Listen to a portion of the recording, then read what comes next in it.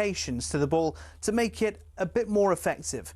Around this time, an American chemist had just created something called vulcanized rubber.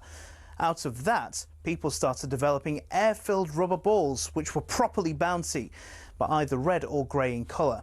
These were manufactured in Melton Mowbray. That's right, the home of the pork pie. One problem, the balls kept on breaking on impacts with the racket. The call of new balls please seemingly coming over every other point. Step forward English lawyer and tennis enthusiast John Moyer Heathcote, who suggested balls be covered in flannel to stop them from degrading. And thus the modern-day tennis ball was born. But these were white or black, so how did they become yellow? Well, in 1967, the controller of BBC Two, one Sir David Attenborough, decided the corporation should show Wimbledon on colour TV. He got his wish and it was wide into people's homes across the country. The only sticking point, the white balls were nearly impossible to see on the screen. So the International Tennis Federation, sensing an opportunity, started developing a new ball that would be visible even without the need for 4K LED displays. Not that anyone had that in the late 60s. After rigorous testing, they came up with the colour optic yellow and decided every ball be coated in that colour from there on in. And there you have it. Tennis balls are yellow, all because Sir David Attenborough wanted to watch Wimbledon from the comfort of his own front room. You could say the ITF aced it.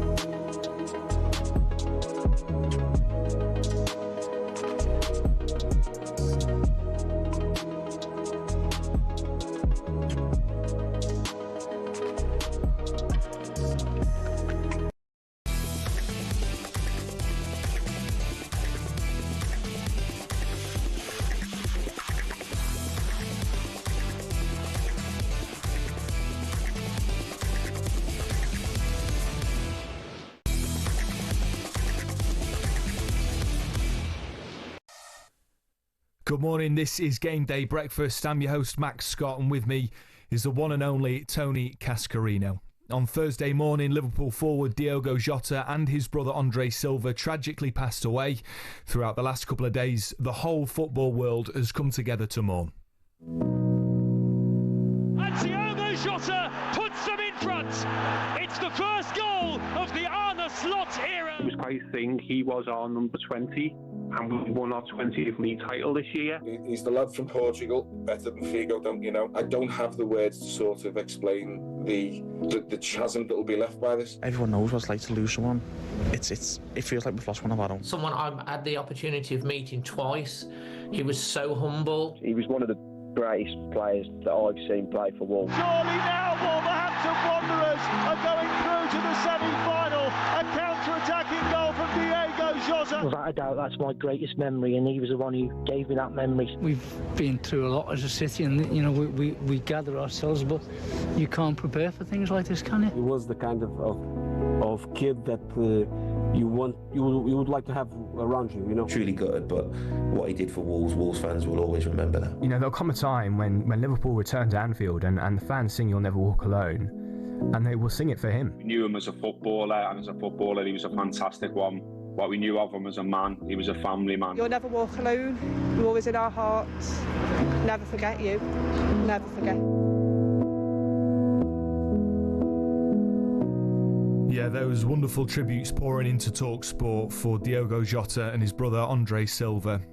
Cass, you're a Liverpool fan. Great to be with you this morning, but I mean, it goes without saying that the levels of grief attached to this tragedy are just awful. I mean, there are so many. We're talking not just about a wonderful player, but from what we're hearing, a humble superstar, someone that had married his childhood sweetheart, 3 beautiful children. I mean, there's no end to the pain associated with this. No, and you know, you've seen the grief being poured out in many different ways, and there's some beautiful things as well within this grief. You know, seeing, you know, a couple of Everton players and Ian Snowden, you know, put a wreath down at Anfield. You know, they're rivals, but they still, you know, understand, because life can be really cruel sometimes, Max, can't it? Yeah, you know, absolutely, I soon as I heard the news, I got told the news, funny enough, by a friend, because I was travelling on the tube in London, and I got off the tube, and someone phoned me and said, "Did you? I had a message saying, how sad it is about Diogo." And I remember thinking, I don't know. So I read the story, and it straight away reminded me of two lads I grew up with. I lost one at 17 and one at 18. Two very close friends, both in accidents. One in a motorcycle, one in a car. There's many people listening to this show, whether they're at home or in a car, or whatever, who have lost a close one to an accident, and that's the horrible, brutal side of life. But you've seen an amazing outpouring as well. Now the players are speaking, aren't they? We've seen obviously Mo Salah headlines talking about going back on the first day, and it's just not going to be the same for them. No. So it's a tragic day, but in that tragedy there is some sort of beauty that comes out and shows the very best of people as well. Empathy on every angle, whether you're a football fan of a rival, and we all understand the pain of loss.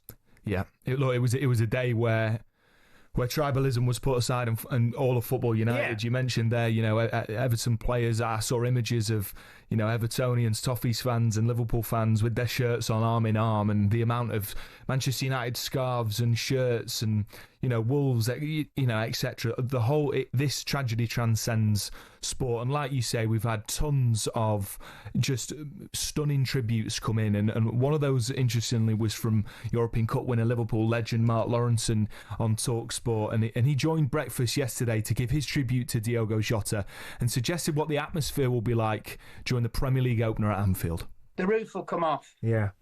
It will. It'll absolutely, totally come off. And I tell you what, it'll be a difficult game to play in, for the players, for the Liverpool players, really seriously will, because even if the manager says, right, let's do it for Diego and all those kind of things, it's a strange thing that.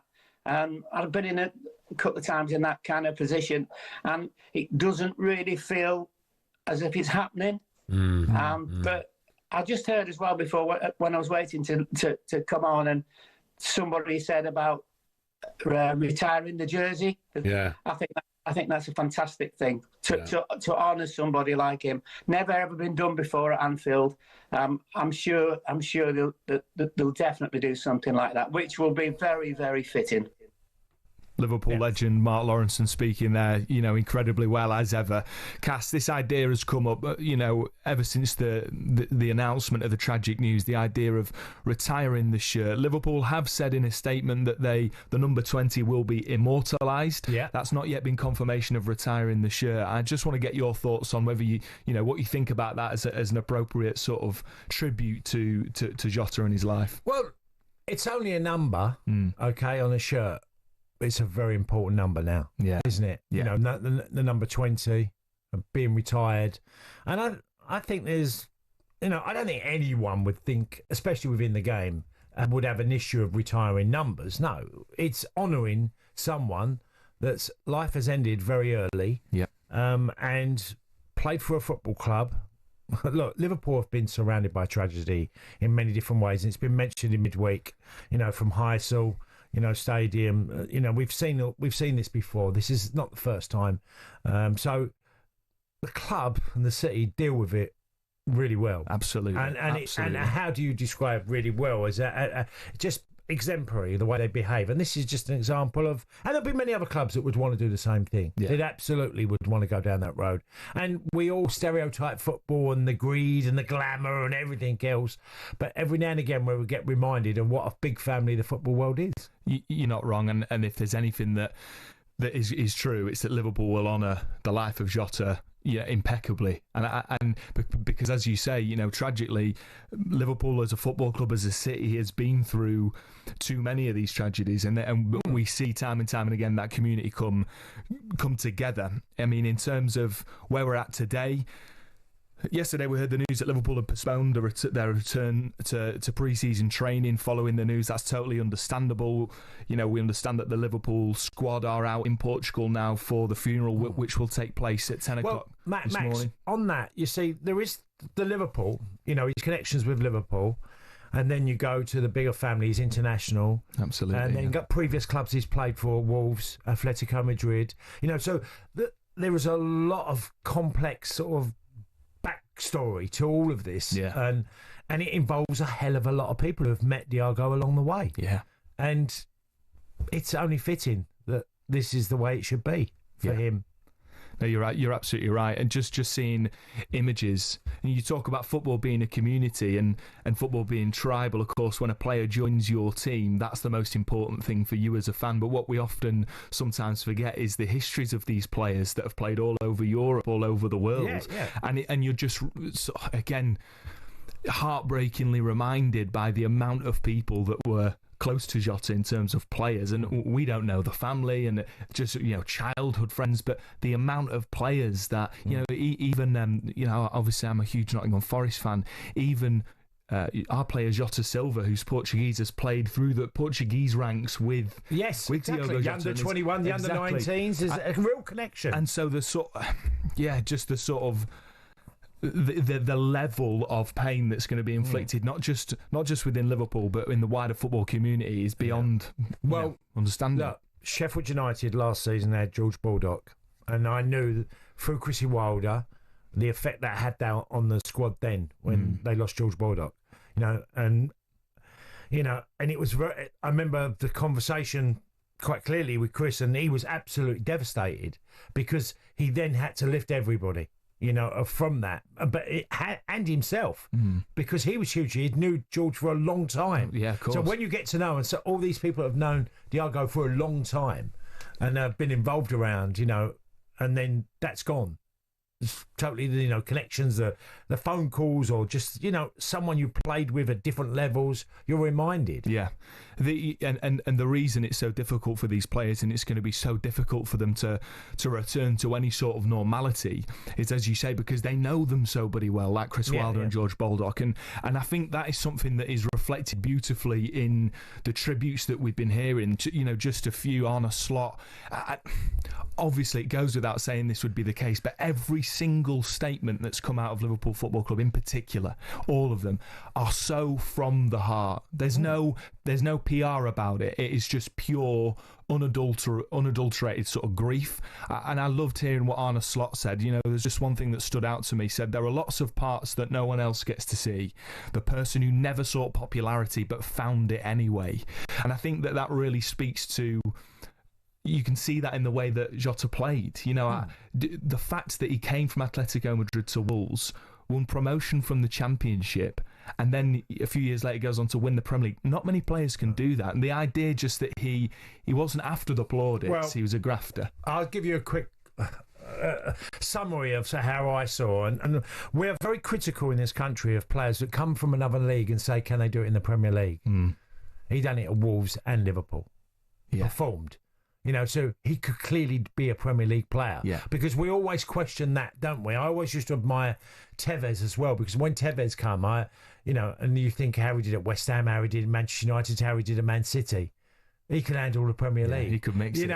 And Jota's one of them. Absolutely. He done it for Wolves and he done it for Liverpool, 2 clubs. He got a big move after playing so well for Wolves, goes to Liverpool, gets a 1-in-3 ratio of goal scoring. Yeah. It's a lad that's done at 2 football clubs, has played brilliantly for both. Yeah, I think that says a lot about the man, a lot about the player. Well said, Cass. And of course, throughout the show, we're going to continue to remember the life of Diogo Jota, to honour his contribution to football, to Liverpool Football Club.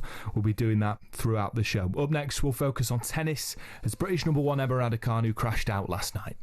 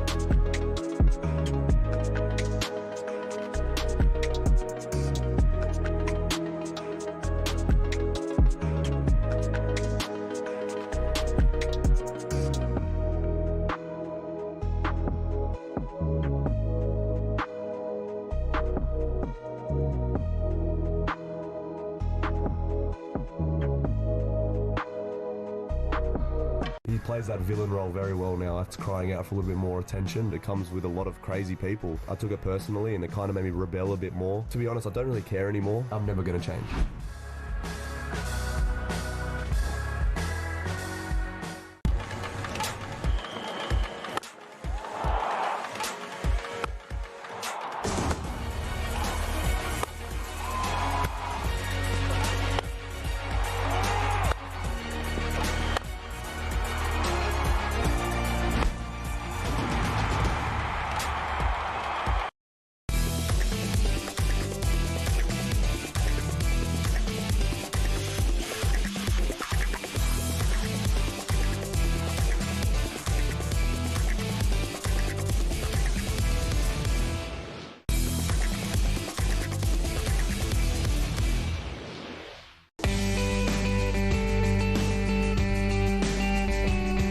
This is Game Day Breakfast. I'm your host, Max Scott, and with me is former FA Cup finalist Tony Cascarino. Right, British number one Emma Raducanu is out of Wimbledon after falling short of beating top seed Aryna Sabalenka in a gripping third round match on centre court. Raducanu put the clear favourite under extreme pressure, succumbing to a 7-6, 6-4 defeat. Let's hear from Raducanu after that defeat.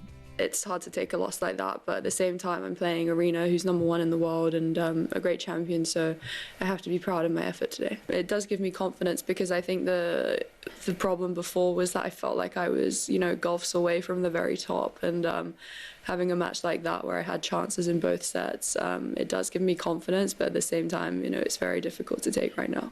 Cass, I wanted to make sure I got an early night last night because I was up at 3:15 this morning, but I turned the tennis on and I just could not turn it off. It was an absolute belter of a game, to be fair. I know it's devastating for Raducanu, but I think she's done herself proud. Yeah, well, I was in the car yesterday morning at 5 o'clock going to Heathrow Airport to collect my son who was coming in from Singapore, and I was listening to you on the radio, Max, at 5 in the morning, and then, like you, I'm thinking that my eyes were going. When you're watching sport and your eyes are starting to go. Yeah. But I got to say, I felt it was a massive moment for Emma Raducanu yesterday, because having that belief again of being competitive against the world's number one, or the top seed certainly, and getting so close. Yeah.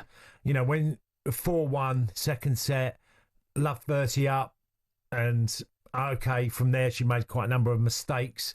But I think that would have done her the world of good, because you can get a lot of belief out of a performance that feels like you're back at the top table again, even though you've lost the match. I think I couldn't agree more with you. I think the thing that with Emma Raducanu is, she's obviously been plagued with these sort of injuries recently. It's been back spasms. She's had, more coaches than I have changes of socks every day. I mean, she's been through coaching. She's returned to Mark Petchey, and before Wimbledon, I listened carefully to what she said. Of course, she had that all-British clash with Mimi Zhu, a 17-year-old who she'd had as a training partner in the past. And I was sort of thinking, is it going to be a banana skin? And before Wimbledon, she sort of said, I have not got particular high expectations. And I sort of thought, Emma, you're writing yourself off already. But last night, against the world number one Sabalenka, who, by the way, is incredibly powerful. Yeah. Raducanu showed so much mettle and that resilience that I've not seen for a long time. We were just talking off air. She had a really nasty tumble, but she didn't use that as any excuse. She saved 7 break points in one of her service games. I just thought she showed that mettle and resilience that we want to see from her. Okay, look, if you take her journey, Max, and you go, look, she won at a very young age a US Open. Yeah. Okay? With that comes a lot of problems, and that's demands on you, absolutely, on what you need to do, and you earn a lot of money in that period. Her tennis suffered, and then she gets injuries too often. And I think with yesterday, it felt like there was a sort of road to recovery by her performance that she can take great heart from. Absolutely, because tennis will eat you. Any sport will eat you up. If and there'll be accusations at you about she took her eye off the ball, or why she's she not distracted. Yeah. And look, you go through and you earn. Obviously, that would have been a massive earning period for her, because she was very commercial, and she still is. She's still got all these brand deals, absolutely, she still is. But with that, the pressure that's on her family, her friends, because she probably was feeling Like, I know I'm not back to my best, but that yesterday was very close to it. I felt watching her because Emma is a very capable player. She actually plays a place called Park Langley, which is near Beckenham, so it's not too far from me. So she was well known. You're in that sort of high-end sphere of society, aren't you? I don't know. No, I don't know. Are you a secret training partner? Is that why she's been doing so well? Yeah, but I was just delighted that watching her play yesterday, it created for her a moment of I'm back on the right road. Yeah, that's for sure. I think it set a standard and it showed the level that she's got to, and that she can. You can lose hunger as well, by the way. Yeah, success does make you weaker in some ways, as in the hunger to do what you did to get there before. And when you're losing and you've won something as big as a major in tennis of the US Open, that's an extraordinary win. Yeah. It was at the time. It's the Leicester City, isn't it? Yeah. Of winning the Premier League. She went and done that. She was a massive outsider. Yeah. Went and won a huge tournament. Comes back and then has the downfall. The downfall happens really often. I guess the hope now for Emma is that she, like we've said, that sort of performance has proven to her, to the viewing public, that she is at that top level. She can mix it with the very best. The hope now is that she finds some consistency in that, because that has been an issue recently for her, and that going into future tournaments she starts to sort of develop those nice long runs into them. Yeah, Max, the big thing is if you can stay injury-free. Because injuries can really interrupt your career, and you're going out and you're not quite yourself. You know you're not 100% right, and then you don't play your best tennis, and it can really unsettle you being injured regularly. And she has changed too many coaches. She has. Going back to who she originally with is telling you that I've made mistakes. I've gone too many coaches too often. And maybe that sort of that fame, that attention, those distractions of all of those incredibly lucrative commercial deals, which, by the way, I'm not criticising her for. Go get it, girl. If that's in front of you. But at such a tender age, she was a teenager when she won the US Open. And maybe we're seeing that sort of levelling out now and that maturing, and hopefully. I'd love to see Emma Raducanu win Wimbledon one day. It'd be absolutely stunning. On the topic of Wimbledon, we of course have some absolutely cracking content for you. The latest episode of Wimbledon Unfiltered with Nick Kyrgios is now available on the talkSPORT YouTube channel. In this edition, Nick reacts to Jack Draper's shock early exit from the competition. Draper was he's top 5 in the world, and he's competing for Grand Slams, coming off a semi-final at US Open last year. Yeah, but Marin Cilic is a danger. He's a floater. He's always a dark horse, and people forget he's a Grand Slam champion. He's one of those guys that actually had a breakthrough when the 4 of the greatest of all time were playing.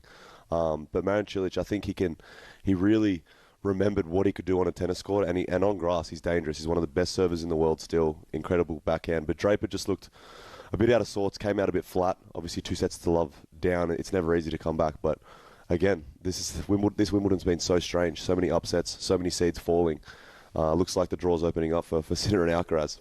Nick Kyrgios, great value there. For your daily roundup of each day of Wimbledon, tune into Wimbledon Unfiltered with Nick Kyrgios as the 7-time ATP title winner joins Gordon Smart for a look at all the news from the day, and is joined by some very special guests available each weeknight from 9:30 p.m. on YouTube and CTV. Right, I saw this in the early hours of this morning after having, like we just said, about 2 hours sleep after watching Raducanu. I've seen this online. A funny clip's appeared this morning, Cass, of Sir Richard Branson and Eberechi Eze playing chess, and it looks like someone is a sore loser.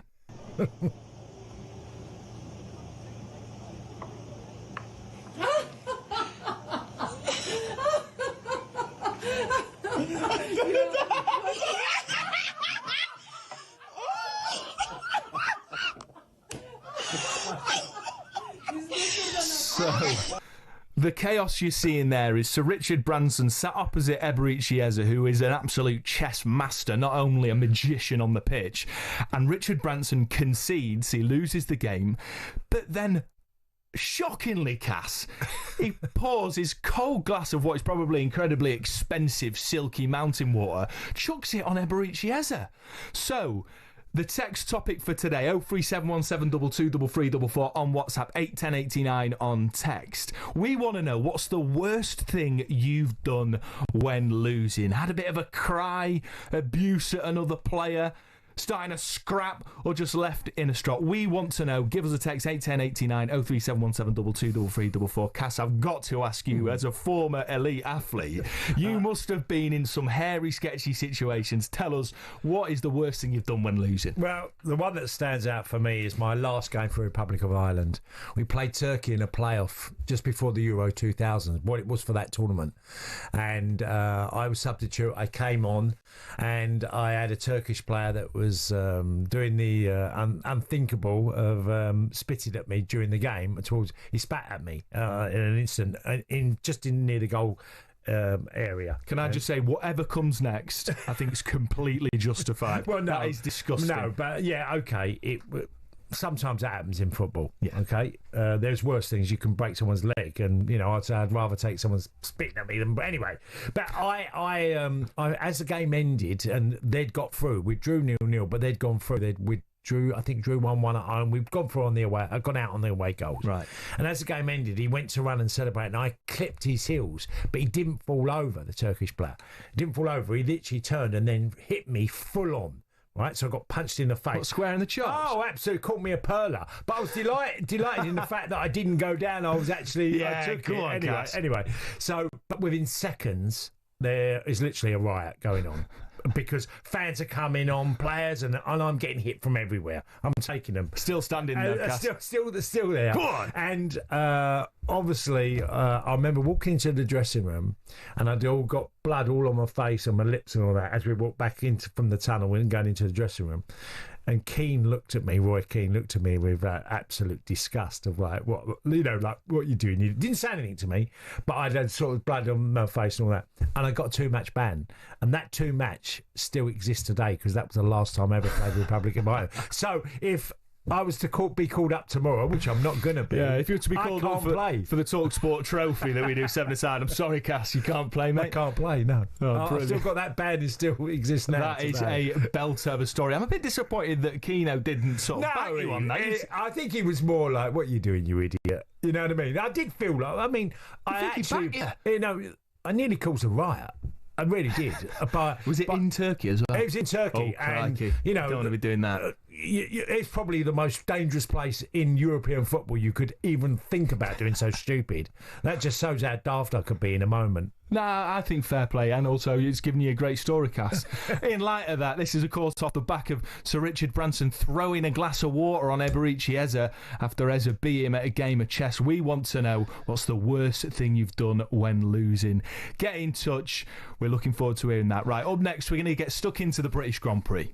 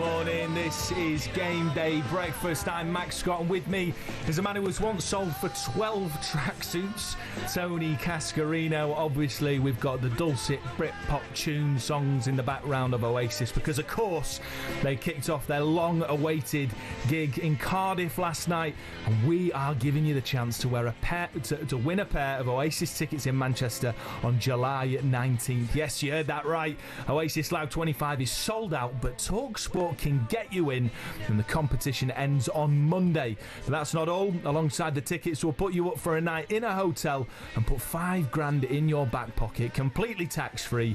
Listen up right now for everything you need to know on how to enter. Alright, Arcade, you have to be over 18 to enter in the UK, excluding Northern Ireland, for the chance to win a pair of tickets to the most electrifying rock and roll reunion of the century, a hotel stay and $5,000 spending money. Text the word Oasis to 83338 by Monday the 7th of July at 11 p.m, and you'll be entered into the draw to go supersonic this summer. Text costs £2 plus one standard network rate message. You must have the bill payer's permission, or post your name and number to Oasis Prize Draw, PO Box 3190, Colchester, CO2 HEP, to arrive by 5 p.m. on the 10th of July. This is a talkSPORT limited promotion run on talkSPORT, Talk and Virgin Radio UK stations. Full T's and C's at talksport.com. Good luck, yeah? Sorted. Yeah, great to have Oasis back on the stage, that reunion tour. Just one thing I quickly want to mention, if you're watching it on smart TV or YouTube, I thought it was lovely, Cass, to see the Oasis boys paying tribute to Jota, displaying a brilliant picture on the big screen, appropriately, while they're singing the song Live Forever. Oh, absolutely. Fantastic. Look, they're both football fans. I've never had this confirmed, but Noel Quinn told me this many, many years ago about the Gallagher brothers, because they're such big Man City fans. They used to clean the cars of the players at Man City. Wow. What, before they were famous, obviously. Yeah. Yeah, they used to turn up and, want a couple of quid to clean the cars. Quinny told me this back in the night, way before. I mean, I've been in the squads with Quinny since probably 88, I think was one of the first earliest ones I was with him. But he said that they were there, fantastic for them to do that. That is just a beautiful moment. Yeah, absolutely. Music at its best, Oasis at their best. Right, we're shifting gear now to the British Grand Prix. McLaren's Lando Norris set the pace in Friday practice at the British Grand Prix from Ferrari's Charles Leclerc and Lewis Hamilton. Norris is 15 points behind teammate Oscar Piastri in the championship, heading into his home race, and he's yet to win the British Grand Prix. For more on this, let's bring in motorsport correspondent Stefan Mackley. Good morning, Stefan. How are you, mate? Hi, Stefan.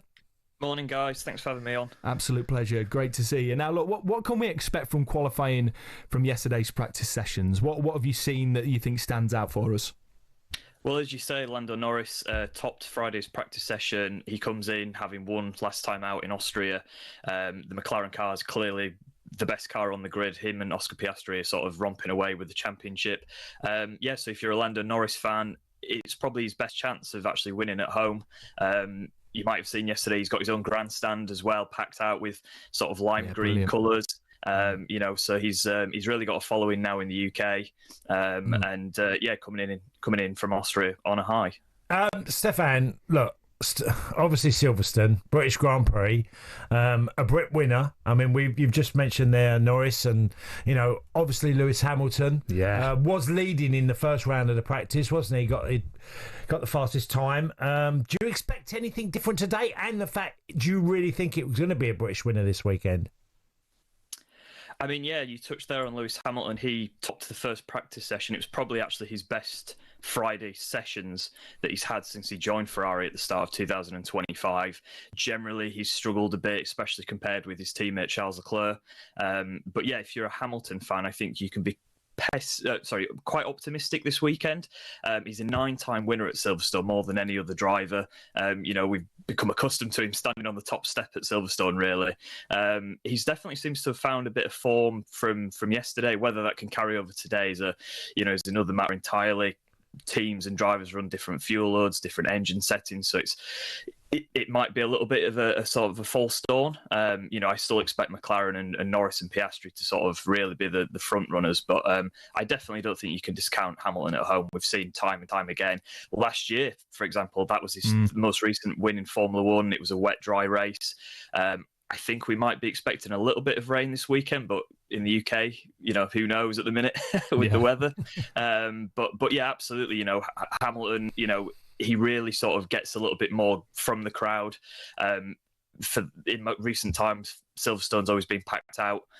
So I expect him to put on arguably his best performance of the season so far this weekend. Just while we're talking about Lewis Hamilton, Stefan, what's your overall analysis of his move to Ferrari? Because, of course, we want him to become the outright sort of world championship leader, and it just doesn't seem to have, the past couple of years, gone particularly well for him. We've seen a dip at Mercedes while he was there, and then maybe what we hoped would happen, that dream move to Ferrari that, at a time where they get a fantastic car, hasn't really come to fruition. Is there any hope at all that they build well for the rest of the season, Ferrari, and then put a championship car in front of him next year? What do you make of Hamilton's move to Ferrari? Yeah, it's generally it's been quite difficult. As I say, he's he's generally struggled against his teammate, and in Formula One, that's sort of your benchmark because obviously you're in the same equipment, same car. He has started to slowly get closer to Leclerc. Last weekend in Austria, he got his best equal result in a Grand Prix, 4th place. He did actually win a sprint race in China earlier in the season. So he's capable of putting it together. This is a 7-time world champion. We know what he's capable of. It just takes, I think, like in any sport, isn't it? Whether you move to a new team in football or get a new coach in tennis, it just takes time to adapt to things, a new way of life, a new culture. Working with an Italian team. I don't think the pressure racing for an Italian team has changed anything with him. It just takes time. Looking into next season, there are big new rule changes that are coming in, car and chassis, an engine. So that's in some ways going to be sort of a new starting point for Ferrari. I don't think he's lost any of those qualities that he's had that have won him 7 world titles. And if you can get even a podium this weekend, I think that for the second half of the season, that's really going to make a difference and spur him on to even, greater results. Unfortunately, when you get towards the end of the twilight of your career, Stefan, you also have the annoying thing of younger people coming through, young drivers coming through that are a very extraordinary level. Yeah, exactly. I mean, you look at the young drivers we've got on the grid. Lando Norris is still, relatively young, I would say. But then you've got rookies like Ollie Behrman, British Grand Prix, first one for him. Kimi Antonelli, who actually replaced Lewis Hamilton at Mercedes. These are really quick guys, and, as you said, Hamilton's not getting any younger. But even at the age of 40, he's still, I think, got a good 1 or 2 years ahead of him. Yeah, exactly. Yeah. Absolutely. Stefan, absolutely fantastic, mate. Thank you so much. Of course, we'll be keeping you up to date with the very latest from the British Grand Prix as and when it happens. Me and you wouldn't be able to get in a Grand Prix car, you know that. How tall are you, Max? I'm 6'7". I knew. I mean, I was thinking around 6'5". You're 6. So were you a centre half or a centre forward? Both in my career, yeah. But which were you better at? Were you I was better. I was better. Well, I did both. I played centre half as a youngster and then centre forward. There you go. I mean, I was better as a midfielder, and then I got massive, and I just got lumped up top. And then you're the Dan Burn, aren't you? Yeah. And then when they realised I wasn't that very good, they just stuck me at the back and trying to win headers. Anyway, look, we've got to go back to our text topic. We're asking you how have you demonstrated being a sore loser? What's the worst thing you've done when you've lost? We've got a couple of good ones here. Jill says, she says there's been a few. She said she was playing hockey and an opponent took her out illegally, took the ball illegally to win the game in the last minute. I was livid, chased her around the court and wrapped the stick around her ankle and took her out.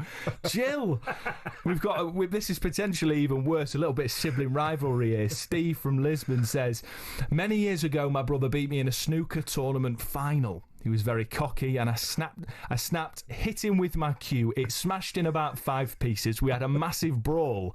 I got banned from the club for life. I still don't know how I missed that straight blue. Absolute belter, Steve. I wonder if he's still talking to his brother. Huh? Yeah, maybe it's a family view. You can. You see it. Some people completely lose it. Oh, me and my older sister, when we were kids, we used to have some absolute me likewise. riots. Yeah. My older sister was, she was pretty fearsome with me as well. Yeah, oh crikey! I mean, and I most of my life she was much stronger than me. I remember it took me till about 16 to be any sort of any taller than her. She's 5'10", incredibly athletic. Yeah, she knew her way around a grapple. Let me tell you that. Right, you're listening to the Game Day Breakfast with me, Max Scott and Tony Cascarino. Next up, we're going to look at some interesting transfer news regarding Kyle Walker to Burnley.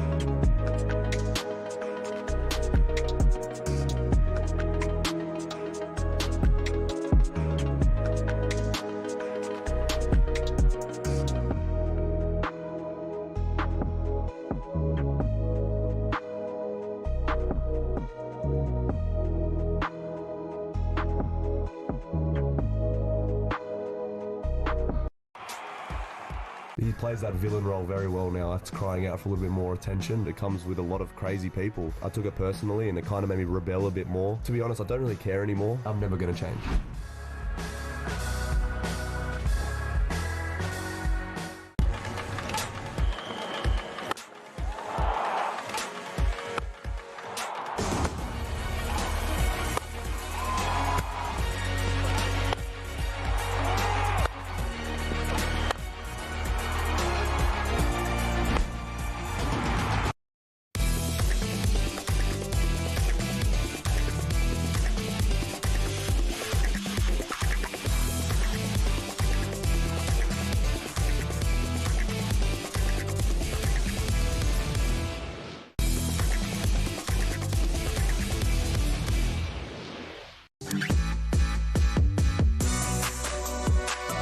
Morning, how are we? This is Game Day Breakfast. I'm Max Scott. With me is the former Aston Villa and Gillingham striker Tony Cascarino.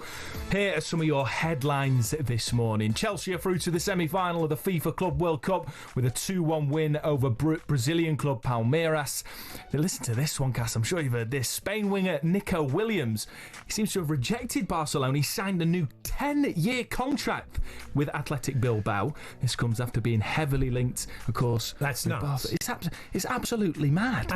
Do you know what it reminded me of? If anyone saw The Last Dance about the Chicago Bulls and Scottie Pippen when he signed a 10-year deal, is that you fall right behind the 8 ball because you're going to be behind wages of increases. If you look at wages out every decade, they increase, and sometimes in a decade, great point, twofold, threefold, and you can really fall down. Scottie Pippen lost loads of money because he signed a 10-year deal. Now, there's a safety net to it. You know, that people think, I'm going to get this and over that period of time. Yeah. But you can fall in a decade in football. Just look at a previous decade, the money that was there. On this, one thing I would say, though, is I love the fact he's gone with his heart and he's stuck with his boyhood club. He wants to play for his city, for his people. I love that. But equally, I imagine there is a part of it that is, I'm going to sign this long contract so that when I eventually go to Barcelona or a potentially bigger club, you can get the money for it. That is an absolutely massive contract. And Aston Villa striker Ollie Watkins has been linked with a surprise move to Manchester United this week. On breakfast, Villa legend Gabby Agbonlahor argued that this move is a major step back for the England striker. So say if Watkins goes to Manchester United, do you think that him not playing Champions League football or any European football in a team that finished so far down, I don't even know what part of the league he finished in, is a step up?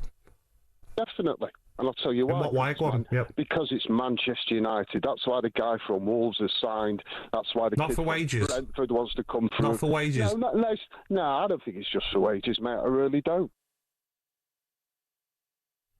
What do you think about that, Cass? Do you think it's a step down to Manchester United? I don't think Manchester United is ever a step down.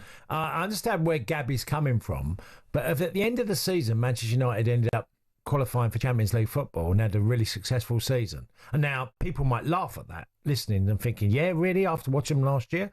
Do you know, teams can turn around quite quickly, and if someone like Ollie Watkins, who I think is a selfless player, does a brilliant job at leading the line, I've always been a big advocate for Ollie Watkins in many different shapes and forms, and if he made an impact of going, look, it'd be a loss to Villa because he's done an amazing job for Villa. But equally, Unai Emery, at times didn't play him in some of those big games in the Champions League, so I'd understand if he wanted to move. And that's one of the biggest problems for Ollie wanting to stay at Villa. Yeah. Is because I think he looks at and thinks probably, I'm not sure I'm guaranteed because the manager left me out against PSG. Home and away in the Champions League, I think he ended up playing like 20-odd minutes in both games, especially after they lost the first game.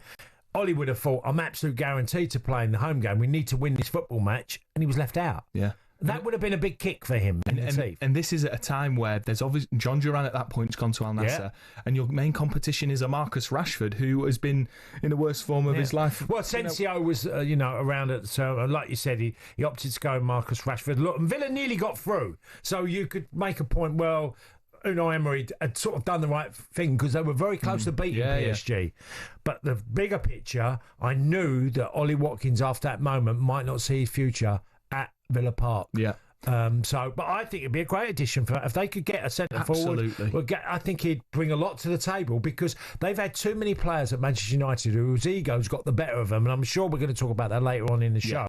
That have been detrimental to the squad and the team and how they've done. Yeah, and there's one thing you can say about... And he's not that. Exactly. One thing you can say about Ollie Watkins, whenever you listen to him, he speaks well, he's an absolute gent, he's a consummate professional. You look at the trajectory of his career coming from lower down the leagues and grafting and working to being an England striker, scoring that phenomenal goal against the Netherlands. On this, just quickly, Manchester United have bought 29-year-olds before. Yeah. I think Van Persie was that. I think Berbatov, Teddy Sheringham was 33 when he shined for Manchester United. They have done these moves before at 29. Point. In a world where it seems to be the demise of a striker in terms of that just normal number 9 that scores you goals. There's less and less of them. If there's someone like Ollie Watkins, don't care about his age. He scores you goals. He's proven. Now, if it brings them to Champions League football, if we were sitting here at the end of the season, if it brings them into the top 8, I think it's a good sign. Well, European football, but I think the picture is far bigger at Manchester United. There, as bad a season as they had last year, and for me saying what I'm saying, people will probably think that's absolute nonsense. But there is no reason that they could prove by 20 plus points next season and get way closer to Champions League football. Or maybe more. But they'll obviously need even more than that. But I think if they have the big turnaround and get in the right personnel, it can make a huge difference. Absolutely. Well, Gabby thinks that that would be a strange move from Villa to United. We're not quite sure on game day breakfast, but what I do think is potentially an even stranger move, and I want to get your take on this. Give us a text, 81089 03717 223344. Kyle Walker's agreed a deal to join Burnley ahead of the new Premier League season, bringing experience, some pace to Scott Parker's squad. The England international is undergoing a medical there ahead of signing a 2-year deal. The Clarets are set to pay Manchester City $5 million for the veteran, in my opinion, legendary England defender. Cass, the reason I think that this is strange is because, and this is no slight on Burnley, at all, really good club. The way they performed last season was fantastic. I personally want to see one of those, if not more of those sides that come up, stay up. Otherwise it'd be 3 seasons on the trot if they all went back down. So I want Burnley to do well. I guess just from the heights of Manchester City, a loan to AC Milan, I know that he's maybe not, he's not the same player as he was. No. There has been some sort of deterioration, but I just am surprised because I think that he could go and get regular football for an established Premier League team. Okay, so what do you think's in Scotty Parker's mind? He's got a young goalkeeper. Okay, he's been touted out. He could go to Newcastle, but he's a young goalkeeper. Yeah, he's got Esteve in centre-half, who's young. I know they've lost Egan as well. The other centre-half, he's moved to Germany. Egan Riley's gone to Germany, hasn't he? And then he's signed. I think he's joined Marseille, I think. Yeah, Marseille, you're absolutely right. And then you've got the introduction of bringing in Tuanzebe, who's been injury-plagued all this season. A hell of a player. Former Man United player, was at Ipswich last year, but he's always had injuries in his latter stages of his career. He's not going to say latter, he's only about 27. He's still got legs in him. And I think he's gone, do you know what? I need an experienced pro that I know I can call upon if needed and lead by example. Don't get me wrong, Cass. It's a absolute steal for Burnley. I can see why Scott Parker, I think they were teammates at Spurs as well. They'll know each other, being in the game. It's a great move for Burnley. I'm not saying it's a bad move for Kyle Walker. I totally understand, if he wants to get into Tuchel's 2026 World Cup squad, he's going to get regular football. I'm just surprised. I thought he'd be going to a club maybe in the Europa League or, like a Crystal Palace, for example, that's slightly higher up, more established, because he's going to have a difficult time. Going to be doing a lot of defending. I just thought he might maybe have slightly more ambition. I might look at it this way. I might go, do you know what? Burnley were fantastic, and it was in the Championship last year at defending. They were. And the setup of the team was superb about how to stop teams scoring against them. And I think he's just gone, I want to get someone through the door that's been around the Premier League and done a great job for a number of seasons, not quite the player he was, but if needed, I can call upon him. Because like I said, Tuanzebe is a good player, but he has a hell of a lot of injuries for his career. And if he's looking at the right back area, just a little bit, and maybe play different formation, maybe play 3 at the back. Yeah, at times. Yeah, this is how I'm looking. And I hope, and Cass, I hope you're right. I want clubs to stay in the Premier League. I don't want it to become a closed shop. Someone's got to go down, Max. But in terms of the teams coming is up, it all right if Forest go down? Because you're absolutely not. I was just about to say I'm an absolutely massive Forest fan, and I've been in the Championship. And look, so I would love it if Burnley come on. I'm just surprised. Would you take Burnley going down instead of Forest then? I think probably just about, Cass, yeah. Probably just about. Now, before we break, we've been asking you to send in your messages of your worst behaviour when you've lost. This is, of course, because Sir Richard Branson lost in a game of chess against Eberechi Eze and threw a glass of mountain water onto him. We've had some absolute belters. We've got another one here. They're not given their name. They said, we went on a school trip to Wembley back in 1976 to see the England schoolboys against the Dutch. We must have lost because we were getting some absolute stick from a gang of Dutch lads. So our lot got off the coach and it kicked off big time. The best part was our PE teacher, Mr. Light, probably in his late teens, early 20s himself, joined in with us. School days, best days of your life. Oh, well, I don't know about that. That's a bit, hasn't it? Well, look, I used to be a teacher. I used to be a head of year, deputy head, and I would have lost my job these days if that were the case. But this was back in the 70s. It was all a bit more raw back in those days. Keep your texts coming in. And coming up, we're going to focus on Chelsea's progression in the Club World Cup and delve into the back pages for the latest sports stories.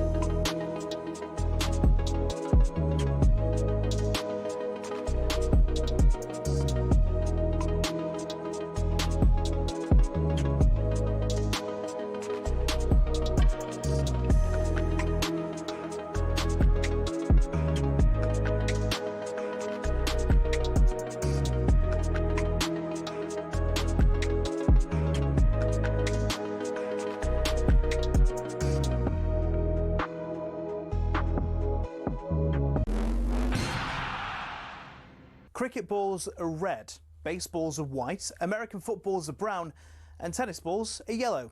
We don't even think about it really, but the story behind the tennis ball is actually quite interesting and even involves Sir David Attenborough. I know.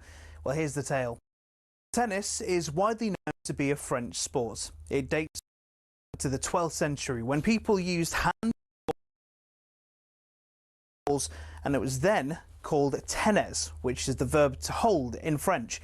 And people used some pretty wacky material to make the balls with: cork, wool, chalk, animal fur, and even human hair. A few centuries on, Germany got dead into the tennis too, but wanted to make a few modifications to the ball to make it a bit more effective. Around this time, an American chemist created something called vulcanized rubber. Out of that, people started developing air-filled rubber balls, which were properly bouncy, but either red or grey in colour. These were manufactured in Melton Mowbray. That's right, the home of the pork pie. One problem, the balls kept on breaking on impacts with the racket. The call of "new balls please" seemingly coming over every other point. Step forward English lawyer and tennis enthusiast John Moyer Heathcote, who suggested balls be covered in flannel to stop them from degrading. And thus the modern-day tennis ball was born. But these were white or black, so how did they become yellow?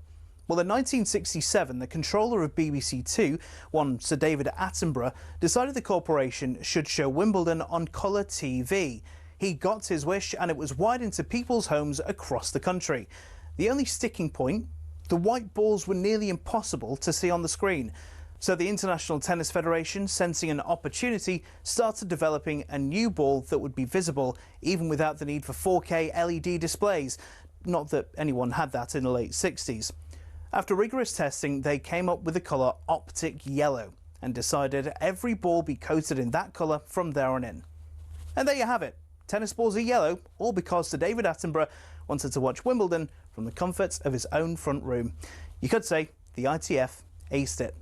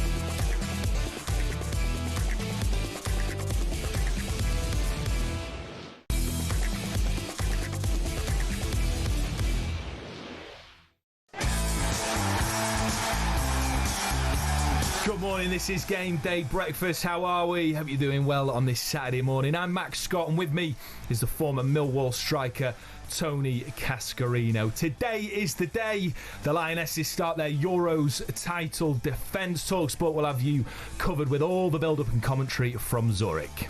I'm here in the beautiful Zurich at the calm before the storm because the Lionesses are soon going to get their Euro 2025 campaign underway.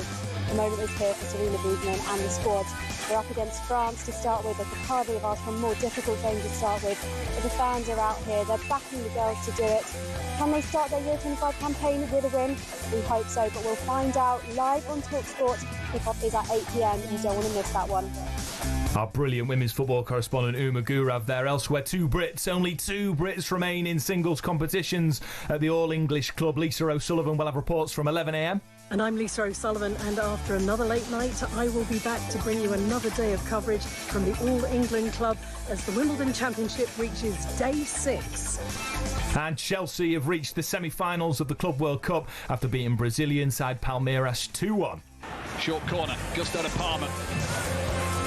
Enzo Fernandez, it's returned back through. It's Raducanu!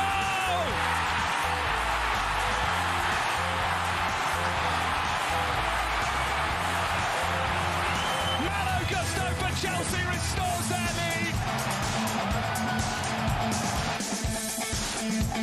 lead. Malo Gusto there, firing Chelsea into the semi-finals. And in light of that, it's time now to look ahead to today's Club World Cup action, all thanks to DAZN. FIFA Club World Cup Roundup on talkSPORT, presented by DAZN. Watch every game of the FIFA Club World Cup live and for free on DAZN. Sign up now at DAZN.com. Yeah, as you heard there, Chelsea booked their place in the semi-final of the FIFA Club World Cup with a win over Palmeiras, despite Estavio Willinan scoring against the club. He is about to join. He looks like an absolute player, by the way. Cole Palmer slotted in a 16th minute opener before the equaliser, and Malo Gusto's cross deflected off defender G.I. Augustin and into his own goal to seal victory. Chelsea will next face Fluminense in the semi-final at MetLife Stadium in New Jersey on Tuesday, and Chelsea head coach Enzo Maresca was very pleased with his side's win and progression to the semi-final. Very happy. It's a fantastic day. As you said, semi-final of Club World Cup, the best club in the world. We are here. And the effort from the players, again, tonight has been fantastic. We are very happy. Cass, great result for Chelsea. Despite the fact that lots of Chelsea fans throughout the season were at times really, unhappy with Maresca, there was a difficult relationship at times. But if you'd have said to Chelsea fans before the start of last season, you're going to finish in the Champions League qualification spots, you're going to win the Conference League, and you're going to get to the semi-final of the Club World Cup, they'd have taken it, wouldn't they? Yeah, Leicester fans weren't happy with Maresca when they were promoted. Crikey Moses. Okay. Leicester fans need to give their heads a wobble there because they were brilliant that season. But that's the reality of football, and Chelsea have spent a huge amount of money, investment on younger players generally, and he put a side together. I've watched Chelsea probably more than any other team in the Premier League last year, and I came away thinking they're a really good side for certain periods of the game. They never seem like a complete side where they could go, over 90 minutes, they were absolutely fantastic, they dominated. They always look like they allowed someone in to get a result of some sort or make them, and they're inexperienced because they are a young team. Yeah. And I feel that probably we're going to see the real reflection of what his team is this year, because Chelsea, when they're good, they can be really good. Neto is a player. He's a dangerous player. Yeah. Cole Palmer is capable. I'm glad he got his first goal in the tournament because, Cole Palmer at his best is one of them players that can open up any back four. He sees things early. So they've got talent within their squad. But I do think the Neto and Cole Palmer thing gives him a bit more. No Caicedo yesterday. I don't think he could play, did he? He didn't play yesterday, Caicedo, for them. But then Fernandez, you look at midfield area and Lavia, and there's a lot there at Chelsea. Talent, yeah. They're really a talented team. I'd like to think the Chelsea team of this season coming is going to be a better one than last season. Yeah. Because they've had lots of... Obviously, when you bolster a squad and you bring in a lot of new players to that group, it could be hit and miss at times, and I felt that's what their season was like last year. But they got Champions League football, so I think there's a lot more optimism going into this season with Chelsea. Yeah, absolutely. Good for Chelsea fans. I guess one of the sort of stings in that victory is that Liam Delap and Levi Colwill are going to miss the semi-final due to suspension. Yeah. That's going to be a massive miss. I've really enjoyed watching Liam Delap. I must admit I've not been able to watch a lot of the Club World Cup because of the hours, but I've tuned in whenever I can. Of course, it's free to watch on DAZN, and I think Liam Delap looks like a Chelsea striker, but that's going to be a big miss for him. Yeah, their history was stacked with some great number 9 forwards. They've from sort of like you go back in time and Peter Osgood, and then you go Kerry Dixon, and then you look at Costa as well, Didier Drogba. They've had loads of them type of centre forwards at their football club, and I just think that it's a long journey. Yeah, because you're talking about Delap is a I don't think he's a starter next year on a regular basis, but I think he'll play a lot of football because they're in a number of competitions. Do you think who's going to start ahead of him? I mean, obviously got João Pedro. I still think that Jackson will have the nod. I mean, again, it depends how well Liam Delap does. If he comes in and literally knocks the house down, comes in and looks absolute star straight away, then Maresca's got no option but to play him. But I don't think we're quite there yet. He's shown promise and he's a talented lad. Yeah. And he'll get an opportunity to show how good he can be. And this season's going to be huge for Liam Delap, particularly looking into heading into the World Cup. And I'm just thinking, of course, we love Harry Kane, captain, stunning goal scorer. This is he might want to play for Ireland like his dad. But no, don't say that, Cass. But I think the thing I've noticed about Harry Kane is, I think it was clear that he was playing with something in the Euros last time round, and definitely. He plays these long seasons. I'm not saying he's coming to the end of his career, but he's at the latter stages of his probably at the very top level, and I just think there is a likelihood that he goes into that tournament again with a niggle or maybe even injured, and so we need someone like Liam Delap to step up and be that striker that we want him to be. Just a word on the Club World Cup, Cass. I think one of the most refreshing things for me, and as an international man of football yourself, I've been so refreshed to see these South American sides. I know Fluminense are now the only team left in it, but I think that they've really put some respect on South American football, and a reminder that whilst we live in this Premier League European football bubble, they're top players out there. Oh, absolutely. I played with a good few ones. And do you know the biggest myth of all about South American players? They're tough as hell. They really are. And a lot of them do come to the Premier League and do really well. Absolutely. Because they're tough there. And by the way, they do produce a lot of great youngsters, don't they, in South America? But watching Thiago Silva at 40 play, and Fabio, the goalkeeper, at 44. Yeah. It's brilliant. It's brilliant, isn't it? It's just, and he's, by the way, Fabio, the goalkeeper, has been superb at 44. So absolute spring chicken. Now, last thing I want to say on this, I know this was a few weeks ago, but this particular game, Boca Juniors Benfica 2-2.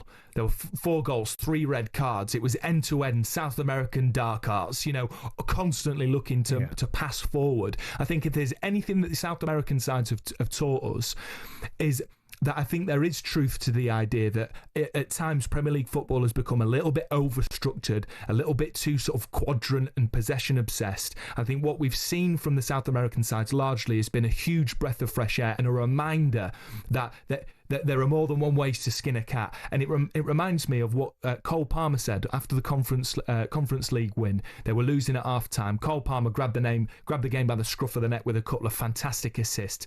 And what did he say at full-time? I was just bored of passing it backwards and sideways. Yeah. And I think there's a little bit of that creeping into the game. This is not a huge overall criticism of the Premier League. It's obviously a wonderful league. I just think that at times it can be a little bit stiff. And the South American sides have taught us quick one before we go to a break on this, right, Max, is the 94 Brazilian team that won the World Cup were criticised for the way they played. Yeah, fair enough. Dunga in front of their back four, controlling the game. The Brazilians hated it, and they won the World Cup. Yeah. So that's telling you that, they live on the moment. They're looking for that pass. They're looking for that moment of brilliance. Yeah. That's what makes the South American players so attractive. That they can do something in a moment that very few players from other parts of the world can do, and that's why it's a good point. And these things move in trends, don't they? And particularly Pep Guardiola and Jurgen Klopp have ushered in a new era in the Premier League. And I just think that like we saw with Southampton under Russell Martin, like we saw with Burnley under Klopp, under Company, I just think teams have become a little bit obsessed with that. And as a Forest fan, of course, I'm going to fly the flag. I think Nuno last season proved that there is different ways to win football games, and it can still be incredibly entertaining to watch. I want to see someone go 2 up front again. Absolutely. I just love to see someone go of a high level, top club go, do you know what? Yeah. I'm going to throw the kitchen sink at this team. Love it. And we'll bypass some of the midfield, but not go direct and smash it forward. Just play with a 2 up front. I'm with you. And see a partnership again. I'm with you, Cass. Gianni Infantino needs to give me and Cass a job at the top of FIFA. Right, that was a look ahead to the FIFA Club World Cup with DAZN. Watch every game of the FIFA Club World Cup live and for free on DAZN. Sign up at DAZN.com. FIFA Club World Cup Roundup on talkSPORT, presented by DAZN. Sign up now at DAZN.com to watch every game live and for free.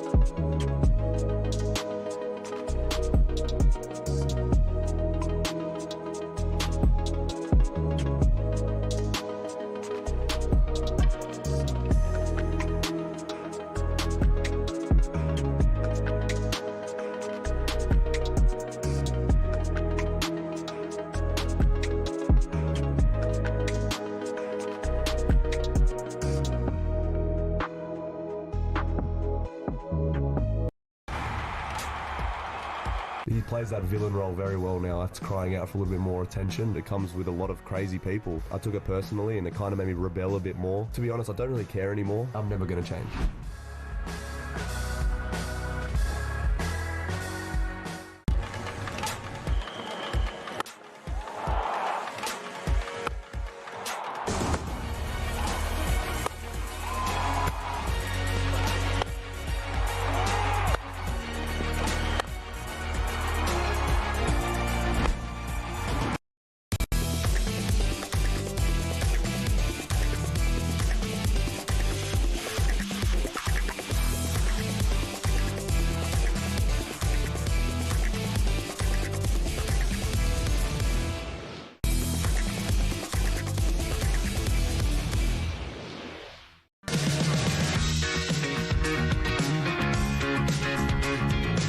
Good morning, this is Game Day Breakfast live on talkSPORT on YouTube and on your smart TV. I'm your host, Max Scott, and alongside me is the best football expert out of the biggest borough in London, Tony Cascarino. And we have just been setting the world to rights there before the break regarding styles in football, and Cass suggested two up top, and Tim's got in touch. He says, I 100% agree with Cass about two up top. I'd like to see wingers actually take on fullbacks rather than pass it back. I think it's a great point, and throw it in there with a diag ball to the big men in the box.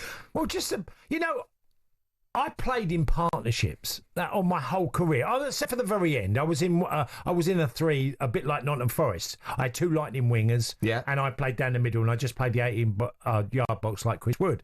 But I just want to see the partnership back because it will come back. It's who's brave enough to do it and and be successful doing that. Because if you bring it back and it doesn't work out and you foul, then people say, "Oh, them days are gone." Well, but it will come back. I agree, it will come back. I think Nuno, as I said, he's a pioneer. I really think he's been pioneering this last season. And there was a game where he put Chris Wood and Taiwo Awoniyi up top, and it was an absolute damp squib. It didn't work. But I agree that it's going to come back. Now, we're going to get into the best of the back pages. And Cass, you've got, fair to say, at the early hours this morning, about 5 a.m, a bit of a bee in your bonnet regarding this story. No, well, it's just, it's by Simon Briggs. It's not against Simon Briggs, who's done the article. It says Draper has to prove he is a Grand Slam.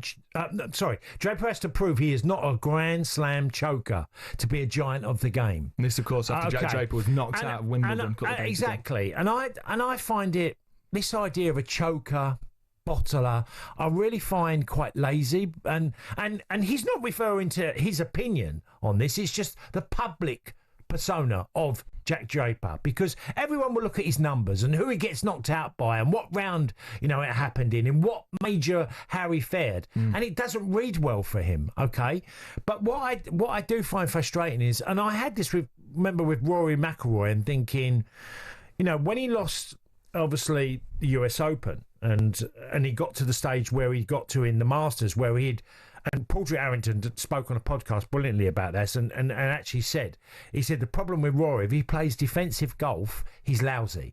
And he's talking about a friend of his. And he said the moment he played attacking golf, he was brilliant. Which is exactly what we saw in the playoff at Augusta. Exactly. Well, we saw that in the playoff, but we also saw it when he had to literally.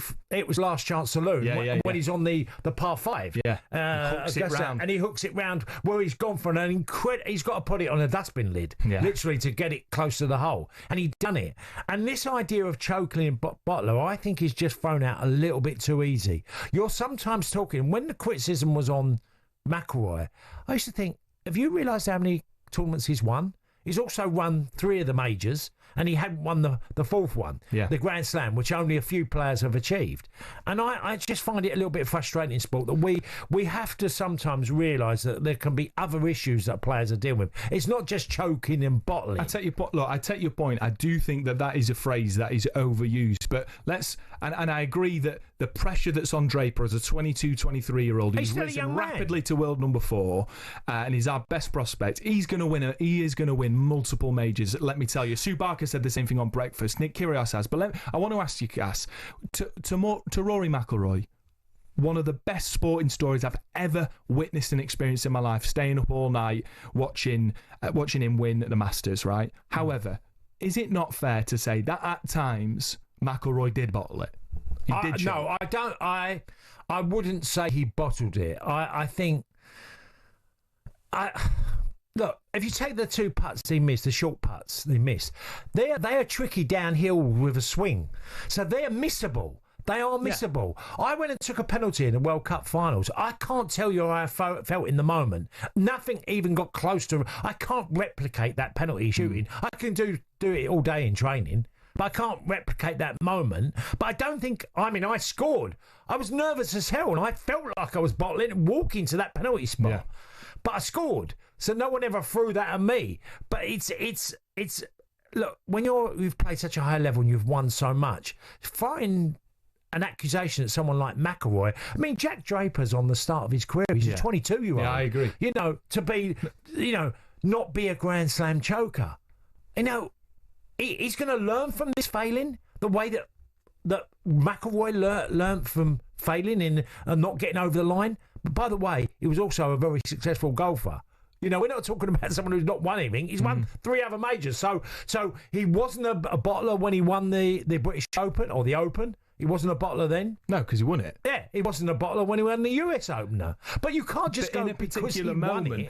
Okay, maybe this is semantics, but if you call someone a bottler, or that's like people are going to miss Max sometimes. That's of course, it's a part and parcel of it. And Rory McIlroy proved that that's not his tag because he has gone and done it and he's proven his doubters wrong. Yeah. But I do think there are moments where it can get too much for people. Well, that's happened. But I do think like you say, it's thrown out too much. And in this context regarding Jack Draper, it's been generalised. Give him a break. It's been generalised where yes, there are incidents where people have, and they've openly admitted it themselves. Yeah. They've said, I lost it in the moment. I just couldn't handle that moment. But I think there's sometimes that's unfair on. Look, Cilic was superb. He was brilliant. He kept slinging it, firing big hard, volleys or whatever past him. And he said afterwards in the game that the better man won on the day. Yeah, no, you're absolutely right, and I think it's a good important point to be raised. Now, the story I've picked out by Matthew Lamwell, this is in the Daily Mail, links actually quite nicely to this because we have seen an incredible amount of seeded players knocked out at Wimbledon in the early rounds, 23 seeds alone went in round 1, and so it's left a lot of people asking, how on earth has this happened? Now, lots of the players have been blaming the court. They've been saying, in fact, Denis Shapovalov, who's Canadian. I wouldn't have guessed that from the name, but fair play. The 27th seed. When he was knocked out, he said, this isn't grass anymore. The court is even slower than a clay one. Now, lots of people blaming the heat regarding this and saying, look, ultimately, because it's been so hot, it's much drier, so therefore it's a much harder surface. And so they're blaming it on sort of the heat. But Matthew Lamwell says that the reason, actually, that he thinks that there is a lot of these top-seeded players like Jack Draper going out earlier than expected, he says, a more likely cause of so many upsets is the quick turnaround from the clay court season to the grass, with just 3 weeks between the end of the French Open and the start of Wimbledon. They're obviously 2 completely different services. And so, I guess I'd been listening to the coverage in the build-up to Wimbledon, and one thing that struck me, which I'd never thought about in regards to tennis, we talk about it all the time in football, player workload, players being overworked, but the tennis season doesn't stop. It's all year round. And this is why Wimbledon have raised the prize money to record levels for, round 1, 66,000 grand, straight off the bat. 66 grand, yeah. 55 if you're a first-time loser, I think it is, 55. Yeah. And so... And it just sort of strikes me that maybe this isn't an issue we're talking enough about in regards to tennis in terms of player welfare, player burnout. You've had one major, 3 weeks later another major. Maybe, Matthew Lamwell saying that's why they're going out so early. Well, Sabalenka was also yesterday. Did you not see how many times she was complaining about the court? Where the bounce. Yes, she was. Yeah. She found it, and she was doing it a lot because she kept getting, or she felt, bad bounces. With the hard courts. That nature of grass, isn't it? Yeah. Well, you have to accept that. But there is all sport is literally being flooded. Yeah. You're getting one tournament after another. It's not just football. We've talked about this. This is happening in golf. Absolutely. Golf used to be a period of they wouldn't play from the end of September on to the start of the new year. Right. There was a period they wouldn't play. Now they're playing all the time. these golfers. Yes, the world we live in, isn't it? You know, you have to pick and choose. Yeah, absolutely. And we live in a world where, you know, they might get paid a lot of money, these athletes, professional athletes, players, but they are in many ways become commodities. These texts keep coming in, by the way, Cass, in regards to our conversation. Bad losers. This isn't about bad losers, actually. Okay. It's about football. Someone says, no name on this, football's getting boring now. Too many 1-0s or 2-1 score lines. Bring in a rule, you score 4 or more goals, get a bonus point. It might be a little bit of a stretch, but interesting nonetheless. It's a rugby idea, isn't it, when they do that? Yeah, you get bonus tries in rugby. Yeah, absolutely, bonus points. And someone says Pep's playing out of the back ruined a lot of games, especially when teams weren't good enough to do it properly. I think there's some truth in this. What I would say is Pep is the very best, and the thing is, with Pep's style, there are very few managers that can actually implement Max, you can only play that style if you've got the most gifted players. Yes. You know, you can't ask players that, you know, are not capable of getting on the ball and literally keeping it for fun. That is to do with the technique of highly technical players.